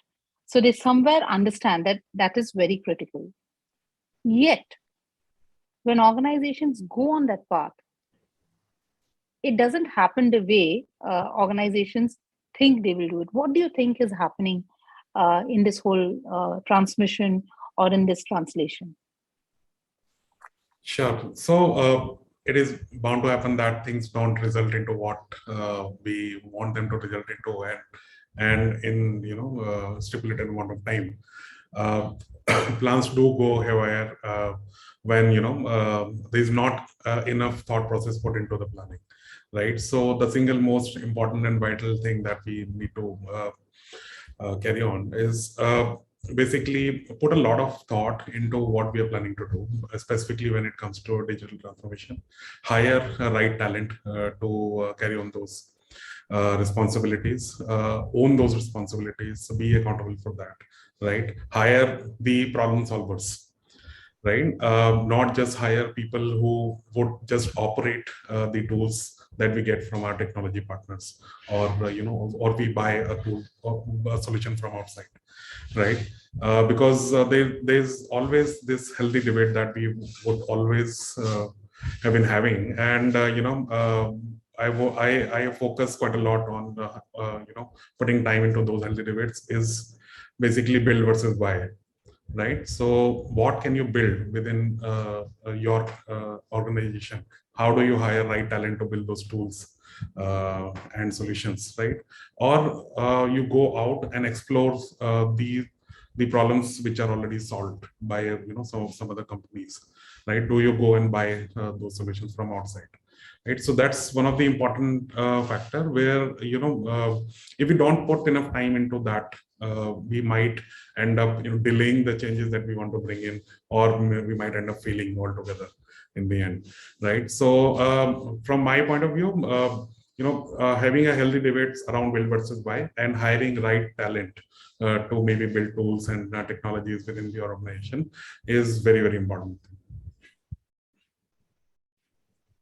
So Abhinav, you have beautifully touched upon capabilities, the missing capabilities that organizations need to convert the vision into digital strategy and vision, and from that into what we call as execution and blueprint that Ankur was saying. Ankur, let me come to you. In the era that we are living in, it is impossible to have a conversation with so many CIOs and not talk cloud.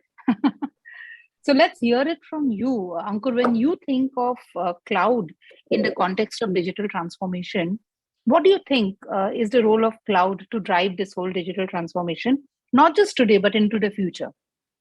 And if you had to rattle down a list of criteria to choose the right cloud strategy, because I'm saying cloud strategy is a critical part of your digital strategy, what would that be? Absolutely, Chedali.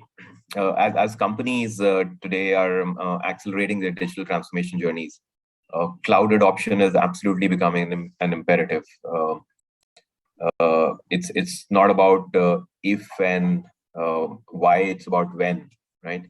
However, each organization has unique needs and their vision, and one size fits all doesn't absolutely work. This is absolutely true for cloud solutions as well. In this context, there are multiple criteria to look at or to choose the right cloud strategy. One of the most important in cloud adoption is fit for purpose. I mean, your cloud strategy should exist to enable business strategy, right? It's not like just getting a tool or a technology platform or a cloud just for the sake of it.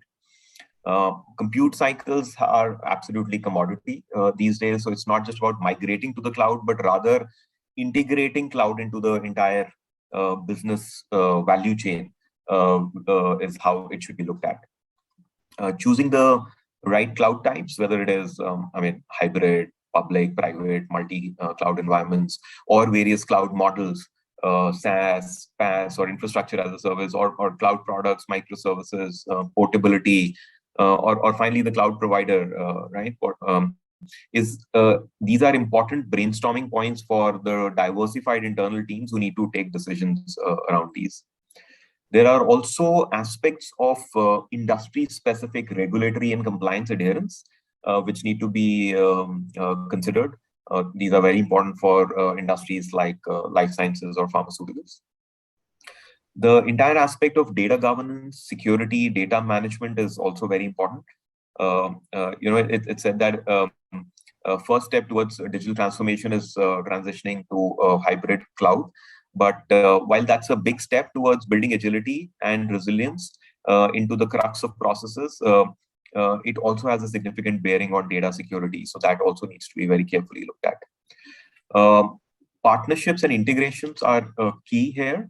When choosing a cloud provider, one needs to think about an ecosystem rather than just a single product or a single provider.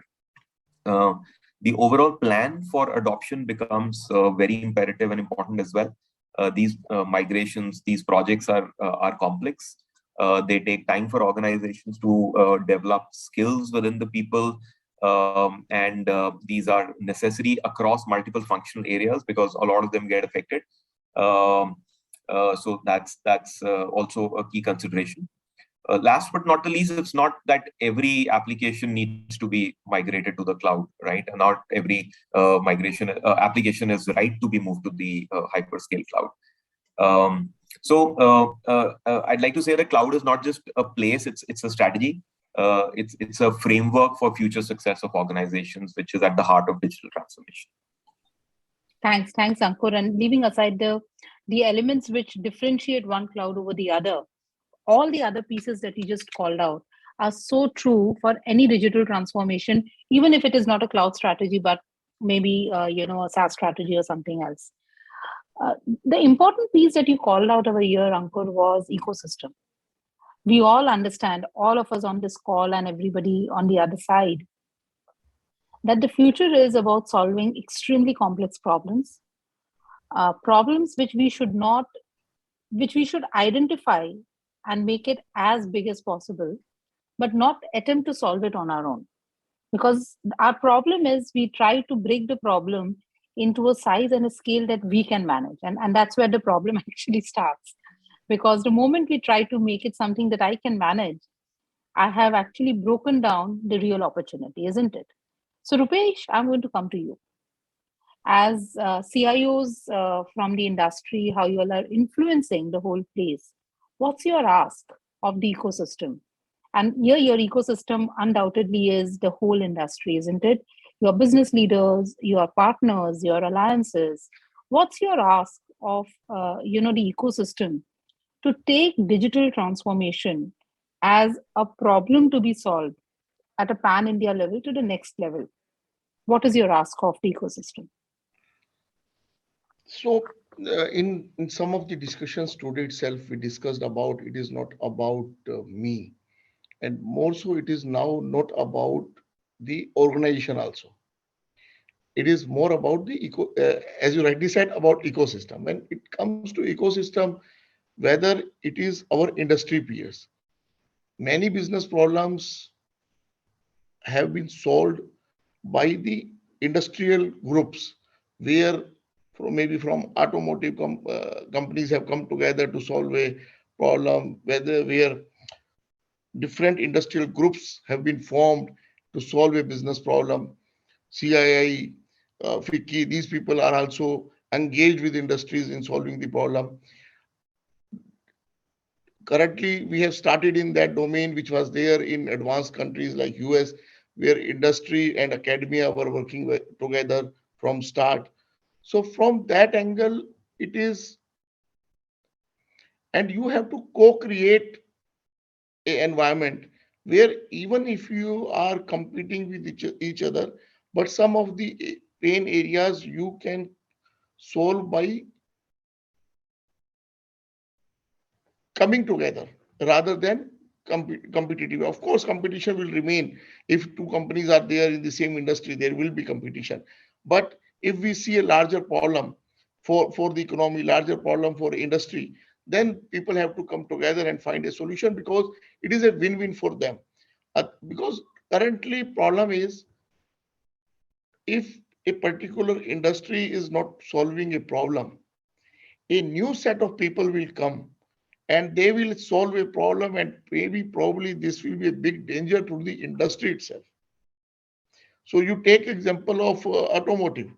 Now automotive industries are threatened by technology companies, because car is not more of a mechanical thing. Now it is more about your experience, your when you are in the car, how comfortable, convenience, the user experience, all these have become more prominent rather than the car itself.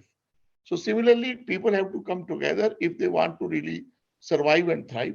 So therein, people have to identify the right set of partners, and in that, large companies can co-partner with startups which are niche, but they are very having skills in a particular domain. And product is not a product in itself nowadays. If you see, generally most of the products are converting into a service, and when products are converting into service, then many different elements are clubbing together into a product. And for that, you need to have a partnership with other people, wherein you create ecosystem and deliver a service to customers which they really like, and you can make them attached to that for longer runs and survive and thrive. So that is the way forward, I see. But of course, it is not that easy as is being said by me or people say. It is really takes a lot of pain, attention, and focus, because these relationships take time to build, and then there has to be trust among these partners, and which is not that easy. So it is a difficult problem, but people are getting into this and finding solutions into this. Super, Rupesh. I think one of the best things that you have actually just called out right now is get the definition of transformation right. and the opportunity to look at digital transformation not at an organization but at an ecosystem level, because if we don't do it, somebody else will do it, and we might actually become redundant. So I think a very important point, if we are scared of disrupting ourselves, if digital transformation is all about disruption, if we don't disrupt ourselves, somebody else will actually come and disrupt ourselves. And I like to summarize our entire conversation here to say, assuming we know what we are trying to do, the 4 key things: are we getting our digital strategy right? Are we getting the capability and culture right? Are we getting the ecosystem, the technology, the infrastructure right? And most importantly, are we driving constant commitment building and communication for everybody in the ecosystem so that adoption begins? Because the journey is actually about adoption starting. Absolutely thrilled to moderate this session with all of you. Thank you so much for your time, and I turn it back to you, Ivan. Thank you so much. Have a great rest of the day. Thank you. Thank you. You're absolutely right, Chaitali. Some great insights shared by the 3 gentlemen on the panel on how CIOs can drive organization change. Thank you so much, gentlemen, for taking time off from your busy schedules and joining us at this summit. We wish you and your respective organizations the very best going forward. And Chaitali, thank you so much for doing a fantastic job of moderating this wonderful panel. Thank you. You stay tuned in, ladies and gentlemen. We will be back on the other side with the next session.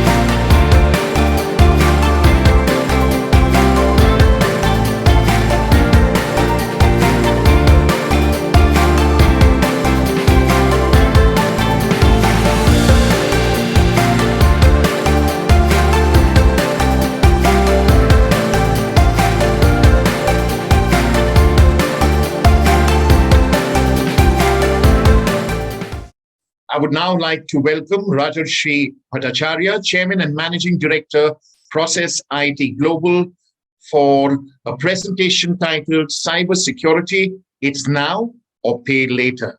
Rajarshi, over to you. Good afternoon, ladies and gentlemen. Welcome to this session of cybersecurity. As the heading goes, it says it's now or pay later. Let me first take you to the cybersecurity scene in India and the number of attacks that are happening in today's world. Since the last 1 year, cyber attacks in India has actually tripled. It used to be 400,000 and today it's a staggering 1.2 million. Now, what are the reasons behind these breaches? The reason is to mine data and espionage.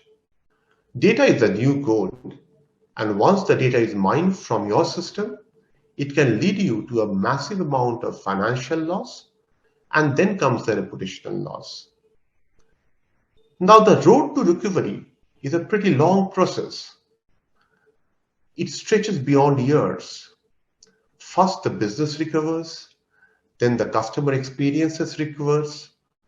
So cybersecurity has become an essential part of the digital transformation journey of today's organization. And behind all these cyber breaches, the primary motivation seems to be financial, and the second which comes is an espionage.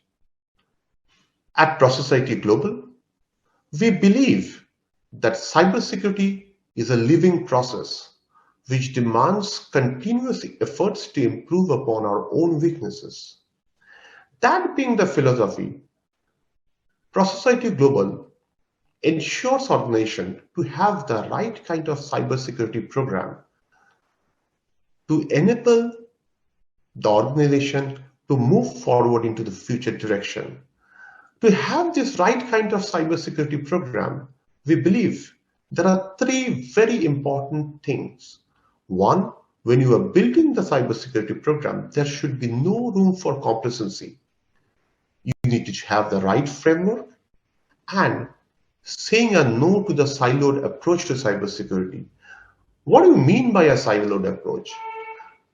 A siloed approach means that you are trying to plug one hole and then the next hole without having a strategy of how do you manage the entire holes.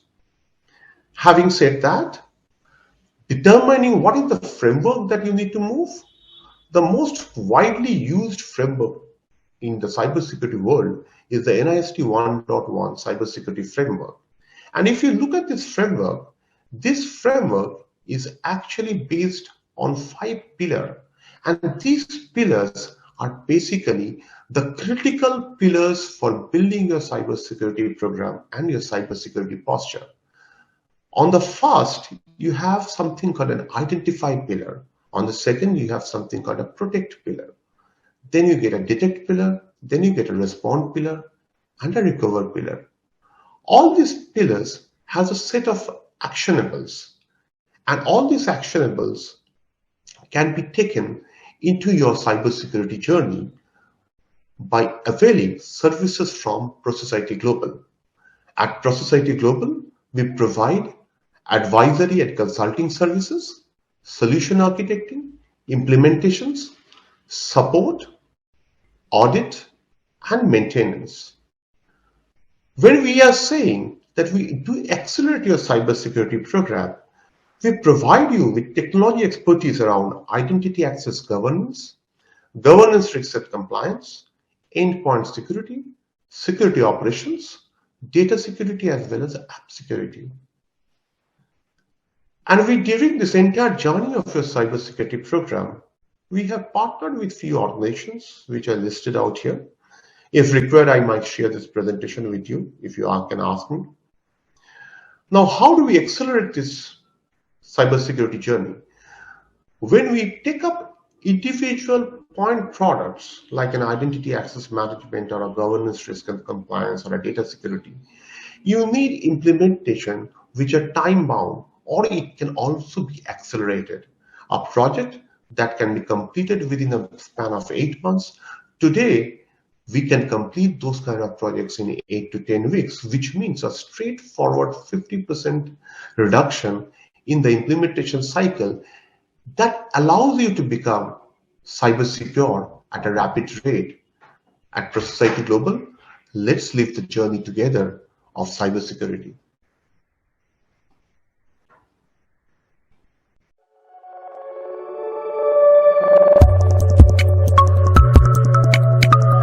Launched in September 2020, Process IT Global is an IT services and product development startup offering digital services and intelligent solutions to help customers achieve their business objectives. Process IT Global was co-founded by influential tech leaders Rajarshi Bhattacharya, Chairman and Managing Director, Arindam Mitra, CTO and President Services, P.V. Vaidyanathan, CEO, and Amrita Vaidyanathan, COO and President Human Resources, with each over 20 years of experience in the IT industry. The organization leverages IT solutions around IoT, AI, and ML and other technologies to provide end-to-end solutions to businesses of all sizes.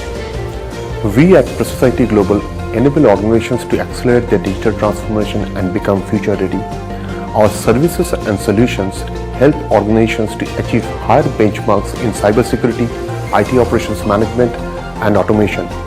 Our services includes advisory and consulting, design and implementation, support and maintenance of IT infrastructure and applications. Organizations are increasingly going digital, with multiple applications being used, huge amounts of data getting generated, and a host of employees accessing the entire IT infrastructure. With this comes the challenges of cyber threats, cyber attacks, which makes data availability, integrity, and confidentiality increasingly difficult. We at Process IT Global understand the importance of cybersecurity being an important part of the digital transformation journey. We help organizations in their end-to-end cybersecurity journey, providing IT services and solutions around this space.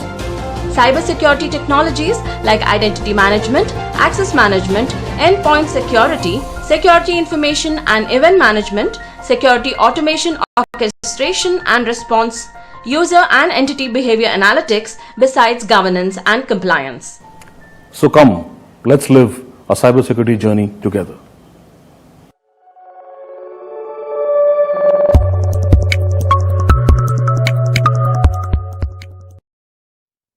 Ladies and gentlemen, that was Rajeshri Bhattacharya, Chairman and Managing Director, Process IT Global, with his thoughts and views on cybersecurity. It's now or pay later. Thank you so much for your presentation, and we wish you, Rajeshri and Process IT Global, the very best going forward. Do stay tuned in, ladies and gentlemen. We will be back in a couple of minutes with the next session.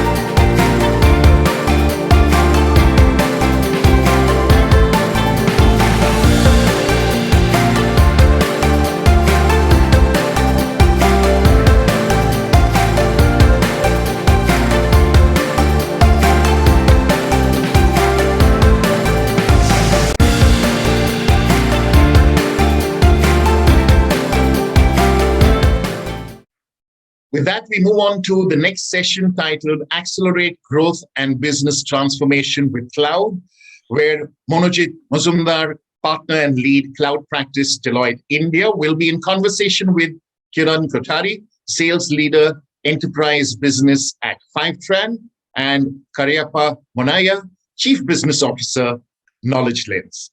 Monojit, the virtual floor is all yours. Thank you. Thank you so much. And it has been a pleasure and wonderful opportunity to talk on this topic, a topic that seems to be growing in the list of attentions for all the CXOs, practically for all organizations. We are going to have an intriguing 20 minutes talking through the live and direct experience of our journey with our clients, our journey as a product owner in this particular space. And what I would like to do is to keep the session very grounded, a lot of practicalities and examples, as opposed to talking a bit of theory in this process. I personally have been engaged with a number of my clients in their cloud transformation journey. As with anything that comes new, this all started with a grand promise, a promise that will always be partially fulfilled because the expectation is going to be too high. Just as an example, about 4 years back, we started moving sales transformation application set for one of our consumer business client into cloud. Initial tendency was to do it exactly that way we would do it in a non-cloud environment, leveraging the same technology component, using the same processes. In about 3 months into the journey, we realized that we are using a Lamborghini, possibly in an ambassador way. No insinuation intended towards the quality of ambassador. It's a wonderful car. But to do it right, we had to do it a little differently as well. And that was our learning into the transformative bit of cloud, where we had to look at their organization to see how we can change the organization flow to make cloud a habit as opposed to the usual way of working. We had to make a significant change in the business process flow to make our client understand what are the changes that they need to bring in the way they work for cloud to work. And lastly, had to bring in a number of technology interventions and tools that were in cloud to actually make it happen in the cloud way. In that entire process, what has also happened is the platform started changing significantly. For those who have been in cloud platform since last 3 to 4 years, you would realize that we have done an astonishing number of generations between various components and tools that we have used. Practically all the platforms have not only transformed, in some cases metamorphed themselves into a newer area altogether. All of that technology enablement needed to do. And in addition to that, we were looking at some what we called crunchy problem of the business. So for consumer business, it was like how to enable the sale. Karyappa is going to talk about the manufacturing sector, and he's going to touch upon how manufacturing sector has significantly transformed or are being transformed using cloud. And all of this was actually working on enablement of one particular way of working, and that was being enabled through data. So Kiran is going to talk about how data came in and actually transformed the way we manage our operation in cloud as well. Somebody made a famous comment, and I'm not going to quote the person because this quote is attributed to multiple people at different times. They said data is the new oil. Well, I don't know how oil goes in cloud. Probably it doesn't, because it becomes a cloud burst at that point of time, but it clearly is running the cloud. With that remark, the way we'll do this is to talk for 3 to 4 minutes on our expert panelists on what their perspective on a specific way of the business transformation enabled through cloud is, for about 3 to 4 minutes each. And after that, we'll open up for your questions that I will be glad to receive and pass on to the panelists. And I also have a set of questions for my panelists whom I'm going to ask in this process. Karyappa, if I may just request you to come over and speak through your experience and point of view on this. Thank you for that, Manojit. Yeah, pleasure. So yeah, I would touch upon the cloud adoption story and the experience what we see with respect to various manufacturing and the industry sector, right? So when we have this conversation with most of the industries, right, and they want to bring across a lot of these, innovation, transformation across their factory floor, shop floor, right? And they say, I want to bring in AI, ML, IoT, augmented reality to the way I operate on the shop floor today, right? And then we say, yeah, this is fantastic. We want to help you on that journey. And this is where a lot of these industries are doing those digital transformation projects and all of that, right? And that's where we start. And then we say, right, the first and foremost is, can I have some information or the data of your organization, how it's running today, right? The process, the machine information, who are the operators, what are they doing, and all of that, right? And when you ask that, right, for any AI or ML activity, data plays a very critical role, right? The size of the data, the duration of the data, the variety of the data plays a big role, right? And then when we talk about, right, can I have a sample of that to start our work of bringing across those, applying those algorithms, bringing across insights, or recommendations, or forecasting on that, right? And that's when they say, hold on, you said that you would do the transformations, but I do not have the data kept across, right? And that is where a lot of these organizations kept data just for audit purposes and not to actually use it for any of those, business outcomes or any of that, right? Most of it was to see on day-to-day basis, well, things are running fine, it's okay, right? But they were never using the data to bring across that value from it, right? The notional reference what you spoke about, right? Data is a new oil. Nobody realized the value of that, right? And that's where Now, so when you drill back, they never kept data beyond certain duration, 3 months, 6 months, or 1 year. The larger the data, the better you apply AI modelings and all of that, better insight it provides actually for that. And that's where it actually goes one more down there. How do I enable that whole journey for you now, right? And that's where you need an enterprise data lake or that manufacturing data lake for a particular customer, right? Now, because data need to come to one place wherein you build a context to the data, and once the context is there, you can bring insights out of the data, right? And how do I do that to build a manufacturing data? Cloud is playing that big role today, right? Or the most successful manufacturing data lakes are today built on the various cloud providers, right? And the cloud is today being fed by data from the production process occurring. It could be continuous manufacturing, discrete, or the batch manufacturing, right? It also being fed by the diagnostics of the machine. It also being fed by the data from the connected workers, events, and all of these, right? And this data is being put across and maintained in such a way that we are building the context to the data, right? And the underlying part of that is once you want to get a central system, then you realize the factory today has so many data silos, right?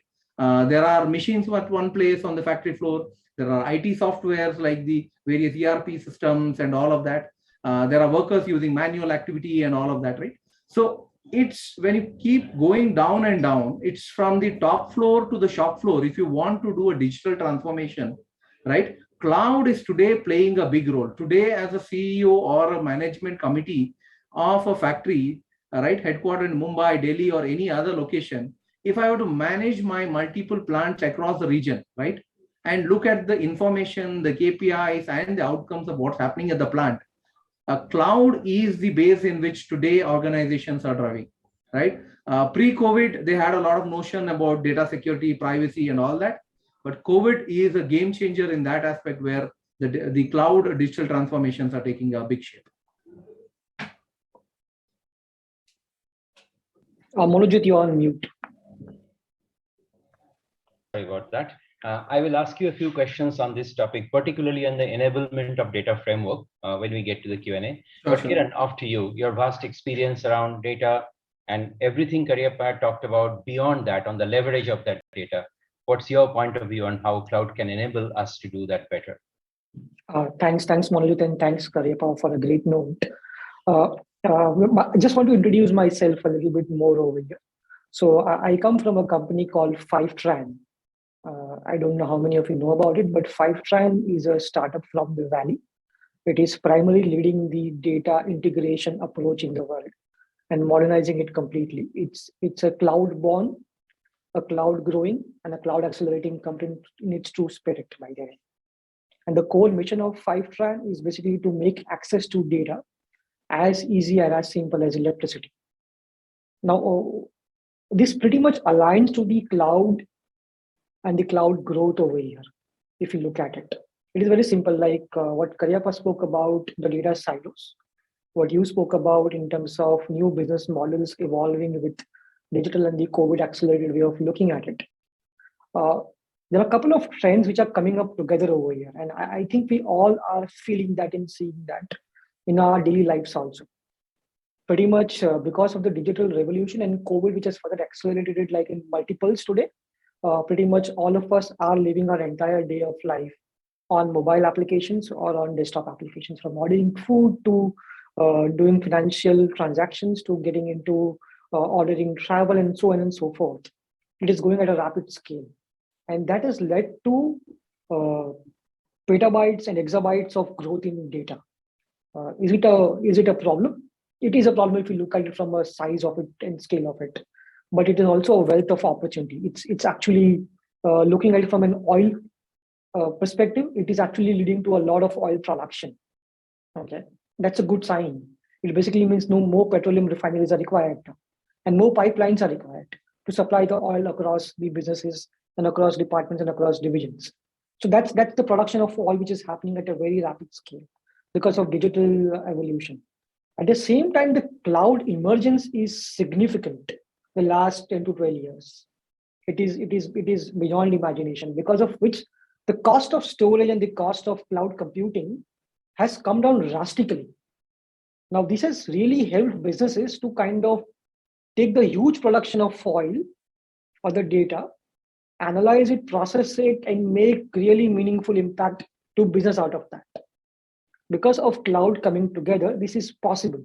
And companies like Fivetran are completely starting up and thriving on these cloud technologies. So I can't imagine a world today for my profession, for the data professions, and for the larger data world to even survive without cloud technologies. So that's the kind of dependence which cloud actually brings on table. It also throws a lot of challenges, by the way, which is what I think we can go deeper in the next few minutes. But primarily, the challenge of volume, the variety of data, the veracity of data, so many of things which are creating the job of a data professional much more complex. And organizations to adopt these new data practices is becoming significantly difficult at times, but also interesting, I would say. And there is more to discuss and debate on this, but my only perspective in this entire evolution is that this is a decade of data. No better time than this, and India is kind of completely at the center of this. I can never ever imagine 44 unicorns in 1 year, which happened in FY21. And in just 2.5 months of this year, we have 7 more unicorns in India. A great feeling of pride, and cloud is leading the way for that. So over to you, Manjit. Yeah, that's such a wonderful treatise. We have 8 minutes, so I'm going to ask you a few questions, and I would appreciate if you can be short so that all of us can get opportunities. So Kiran, to your point about data and unicorns, all of this, and to a great metaphor of oil production, right? The biggest bottleneck as we see productions going up and as we see the mechanisms of doing it even enhancing day by day, the natural concern that comes in, how are we going to do and what are we going to do with so much of oil? Now, we know what we are going to do with oil. Thereby, the question is metaphorical, but the question is still there. The traditional way of servicing the business problems that emerge in the model, is that going to be sufficient for cloud to take care of? Or are you seeing emergence of newer business model? And being a part of a startup that's getting there, do you see this data being used maybe in some new and collaborative way, maybe a new exchange where somebody will sell and somebody will buy, or maybe even bigger, to change an organization which operates on the fabric of data as opposed to a fabric of business process? How do you see that happening? Oh, that's a significant and it's a huge topic by itself. But I just want to talk about 3-4 key elements over here. Very recently, A16Z, Andreessen Horowitz, a VC in US, released a report called as Data 50, okay, which are the top companies in the data landscape in the world. Proud to say again, Fivetran was in the top 2 over there. But primarily, it talks about absolutely brand new modern data architecture which is coming across. And all these data cloud companies are kind of leading the way over here. The pack is leading the way over here. But this is called as MDS, or Modern Data Stack, which comprises largely, in fact, Karyapa did touch upon it in its own manner. It comprises largely of how do I store data, which is more about the data lakes and the data warehouses around that, and how cloud enables those pieces of technology in reducing the cost as well as the processing speeds around that. Second is how do I ingest, pipeline, or move data across from the sources to the targets. This is where the integration technologies are playing a bigger role. And the second layer comes over there, like organizations like Fivetran, to so many of them. Okay. The third key layer over here is all about insights and analytics. Okay, which is all around the AI ML operations or the business intelligence tools. All of those pieces comes together over here. And the fourth key layer, which is really, really emerging right now, and it is really latent right now, are all the data governance and the data regulatory tools around this, which are playing a bigger role. So if you look at it from a business consumer standpoint, as a data practitioner, the data stack has by itself make my life much more easier. Now, why is this so easy when I say talk about it? It looks complex when I talk about it, but it is actually very easy.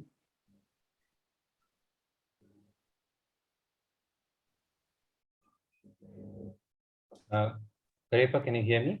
Yeah, I'm able to hear you. People kind of, going around it. Please come back. Yeah, please go ahead, Kiran. I think we paused, have a paused image of you for a couple of seconds. Please carry on. Please carry on. Yeah, no worries. But largely, the modern data stack is really helping the data professional to go live from raw data to insights within few minutes and maybe few hours.